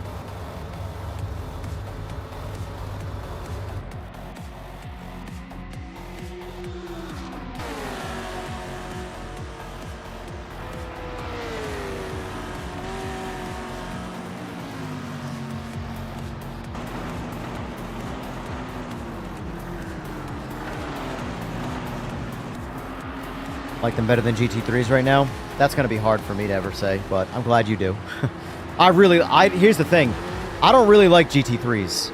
I mean, how many times have I said this? 1,000 times. But I really like them in this game because they're fun to drive. You know?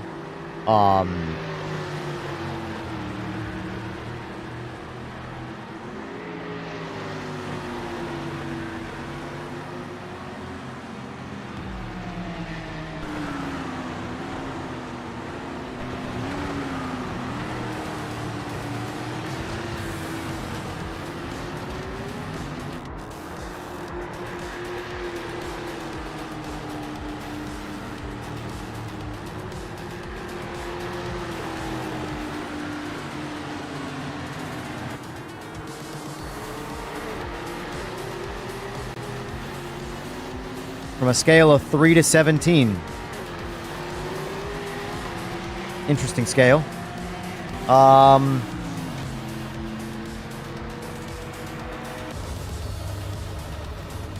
So coming from someone who doesn't really play ranked much, take that into effect. I would say, I'm just going to do 1 out of 10, because 3 to 17, that's not a number I don't feel like doing math.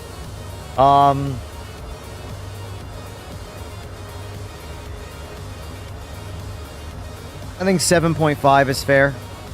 10 being the best possible experience I've ever had in sim racing. 1 being the worst. I think 7.5 is fair. Maybe 8. Maybe 8. But probably 7.5.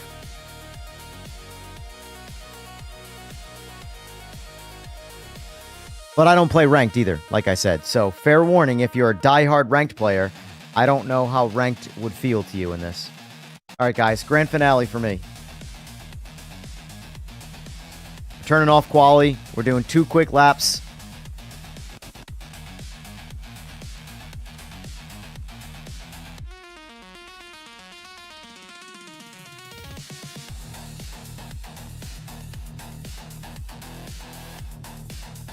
$13.5 on your scale sounds good.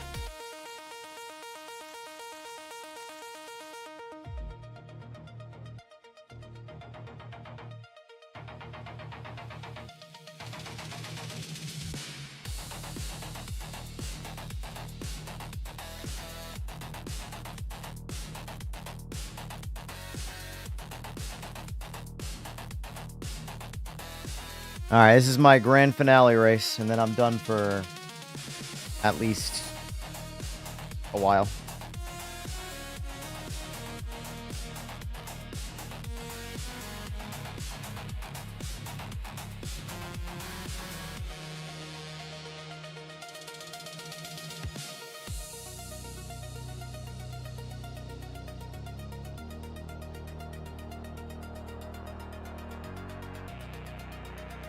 All right, here we go, folks. I'm finishing this regardless. Regardless.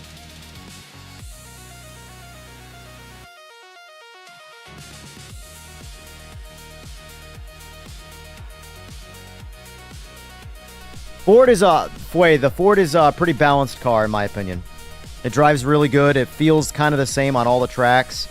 I would say it's the most fun on Sebring, but it's the hardest on Sebring because it's the bumps. The bumps on Sebring really upset the car, but it gives you enough control, not as much as the GTOs, but it gives you enough control to properly drive yourself out of oversteer and stuff.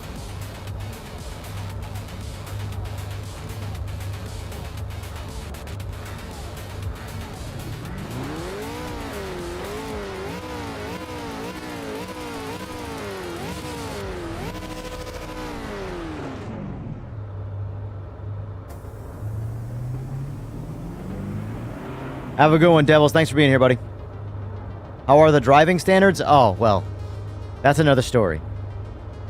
Their driving standards in all racing games, I think, are pretty bad. My opinion. I haven't found any, like, intentional rammers in a minute, though. I'll say that. That's one thing that I think has improved in the past month. At least for me, in my experience, there hasn't been many... There are still sloppy drivers, people learning, stuff like that. But I haven't seen in a minute any, like, intentional rammers where they go out of their way to try and destroy you. I've had plenty of dive bombers, but they're just fighting for... in their mind, fighting for position. But nobody, like, intentionally going out of their way to try and ruin your race. All right, here we go, folks. I'm going back to H pattern for this. I need my H pattern.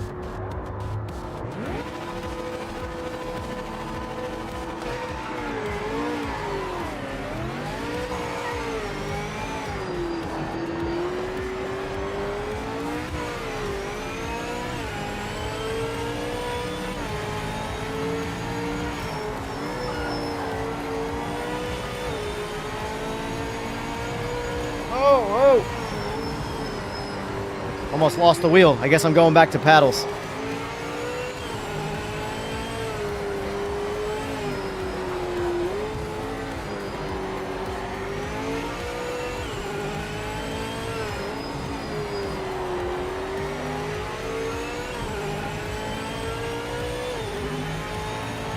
Yeah, I do like this car. This car is a lot of fun. They have... Oh, airborne! Airborne! Did not see that one coming. Did not see that one coming at all. Holy shit. I mean, I guess that makes sense, though. Wow. All right. This is an experiment. I have not done this. Normally, I do this off stream. My first time.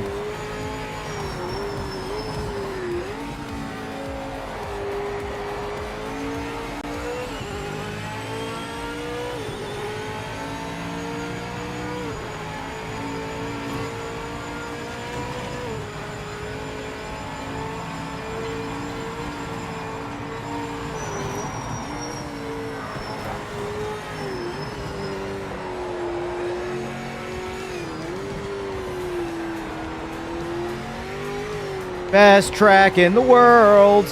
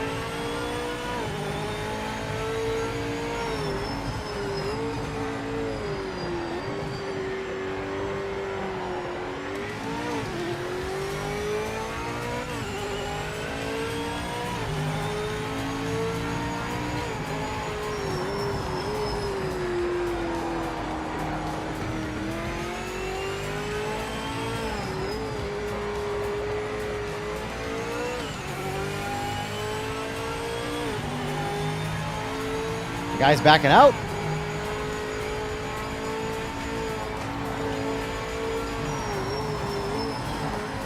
Oh, shit.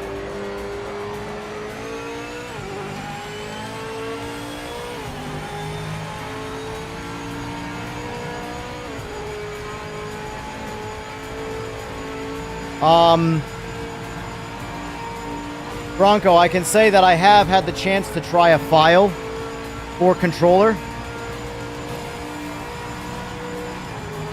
I don't know when they have any intention of updating that, but the new pad use felt a lot better. Like I came within a second and a half of my best lap. First time using it. And I'm not a pad user. So they are working on everything.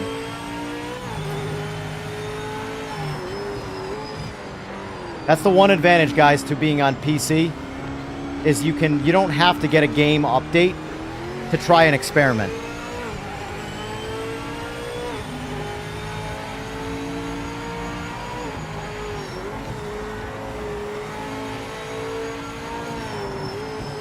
But that being said, though, like Eagles is a modder. He sends me files all the time to try out cars, long before they make it to Mod Hub. Mod Hub is just the official sort of release. Oh shit, oh shit.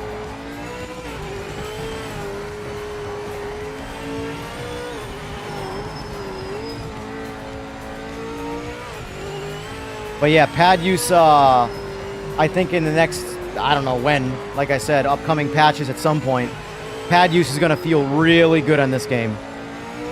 I've done a good amount of pad use on Gran Turismo and Forza, but in this game, I've only tried it a couple times because I also have it on PlayStation, and just to try things out to see how it feels. And it's okay. It's all right. It's doable, but it definitely, it's all the steering.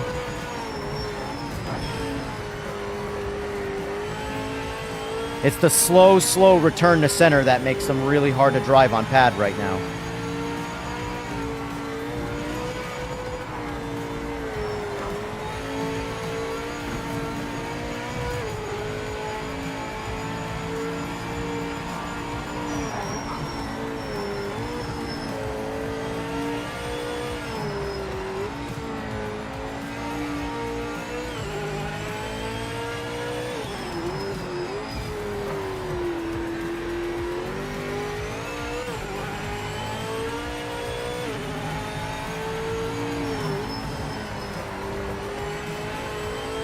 You gotta be real gentle with the throttle on this car, in this track.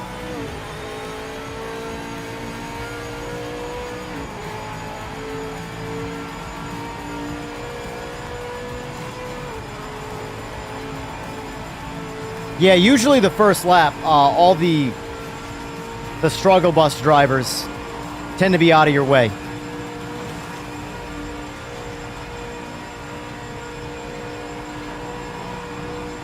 Appreciate you being here, Kenobi.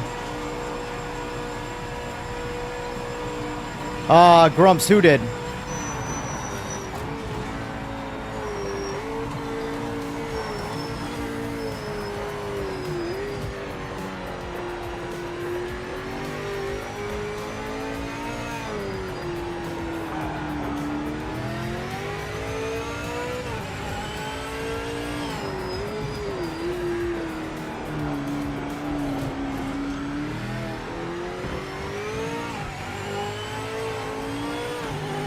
I gotta speed up, pick up the pace. I'm driving way too cautiously right now. Not really learning anything.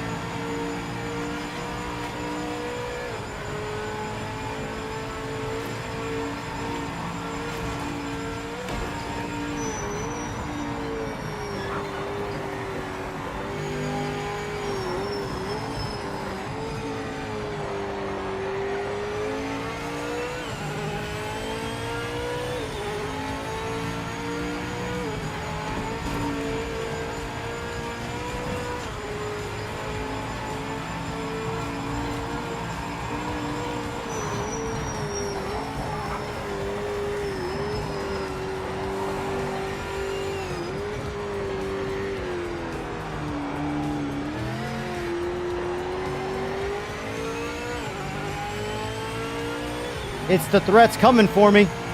He's chopping me down.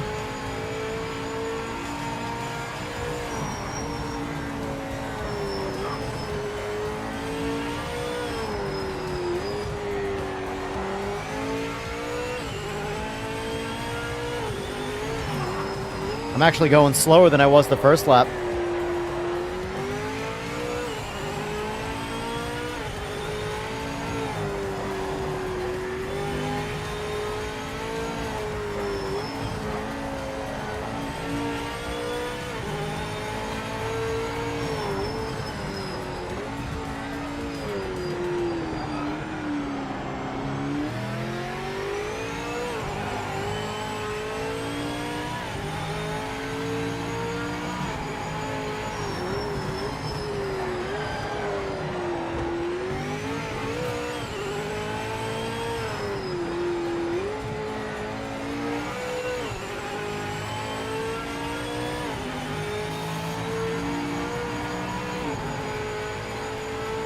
He's making good time on me.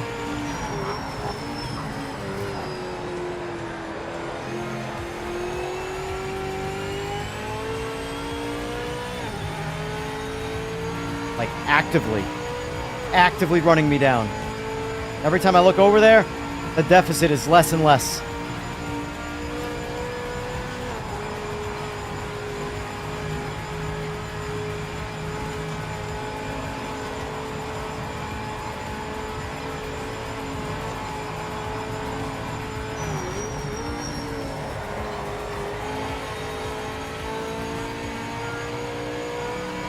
I gotta see if I can find some pace. That ain't it. Oh, no, that ain't it. That ain't it. This is why I was driving safe. This is why you drive safe.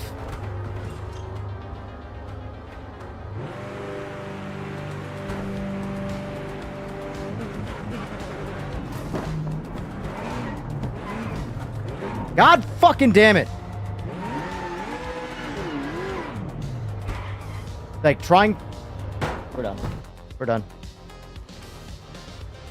We're done.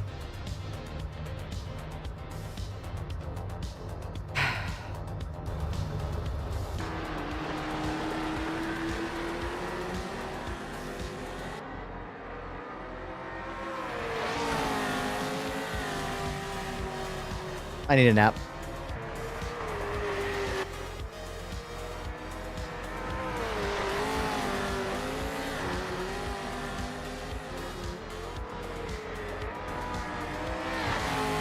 Yeah, I gotta find where to push the pace with this car on this track.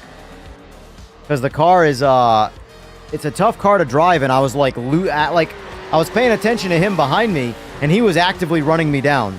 So I was obviously off pace. So as soon as I push to find pace, I crash. And then at that point, I can't recorrect, so. Once I get stuck in a wall like that, and I'm losing like 30 seconds, that's it, we're done. Back to the pits, race over.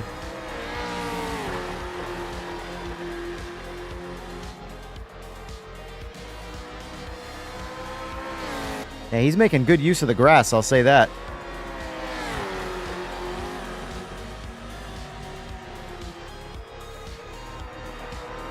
I see where he's found his pace. The grass.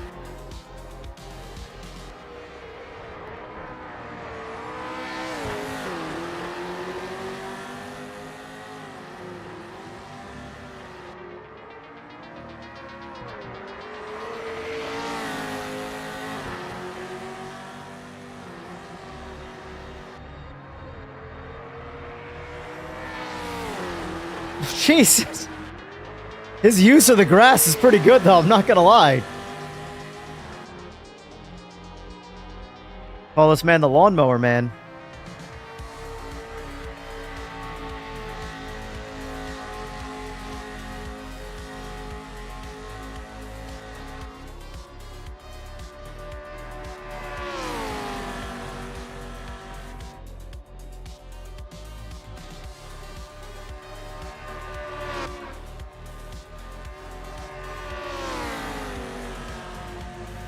Yeah, I gotta spend more time with the car, because I don't fully trust it yet. Like, I can drive the balls out of the Mercury Cougar. But this, I'm really staying away from the limit, I find.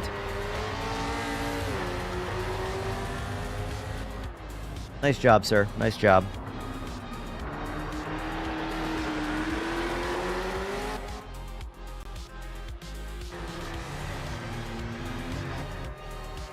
Here comes Jester.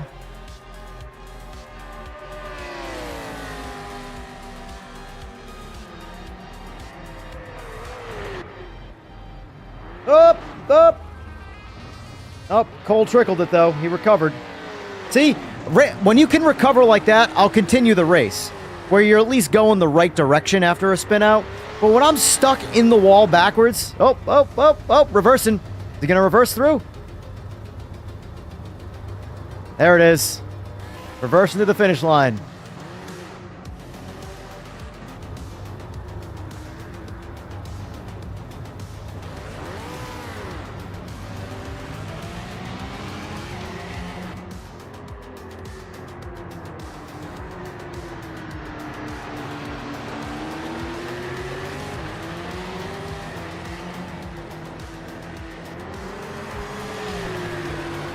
Yeah, it's the threat. I'm slow to learn. It takes me a while to learn things in sim racing. Very, very long. I am not a quick, I don't know, whatever the expression is. Takes me a while to learn shit.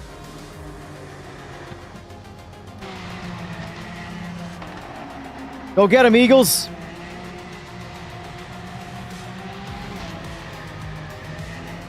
I think the GTOs drive better, but I think the GTOs are the best driving cars in sim racing, personally. But that's my opinion. But yeah, I don't think they drive as good as the GT. They drive. I think they're easier to control their wheel spin than the Group 5s, but they don't have nearly as much control in oversteer as the GTOs do. That's what's killed me every time with these cars is the rear end coming out.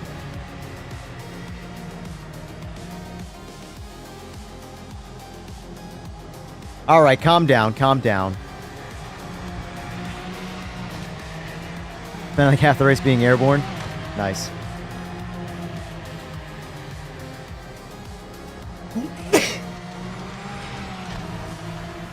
Yeah, I mean, I have a good amount of time on Nords. But I was struggling to find, like, even as I was driving the car, I'm like, this doesn't feel smooth or fast to me. This just feels like I'm getting down the track, you know?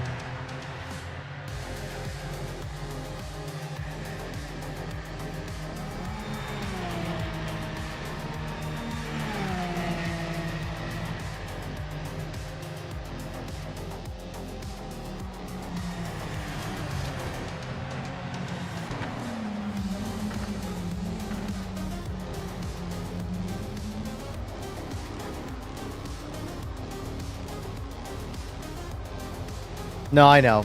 I will say, Threat, you made good use of the grass. You powered through the grass pretty aggressively.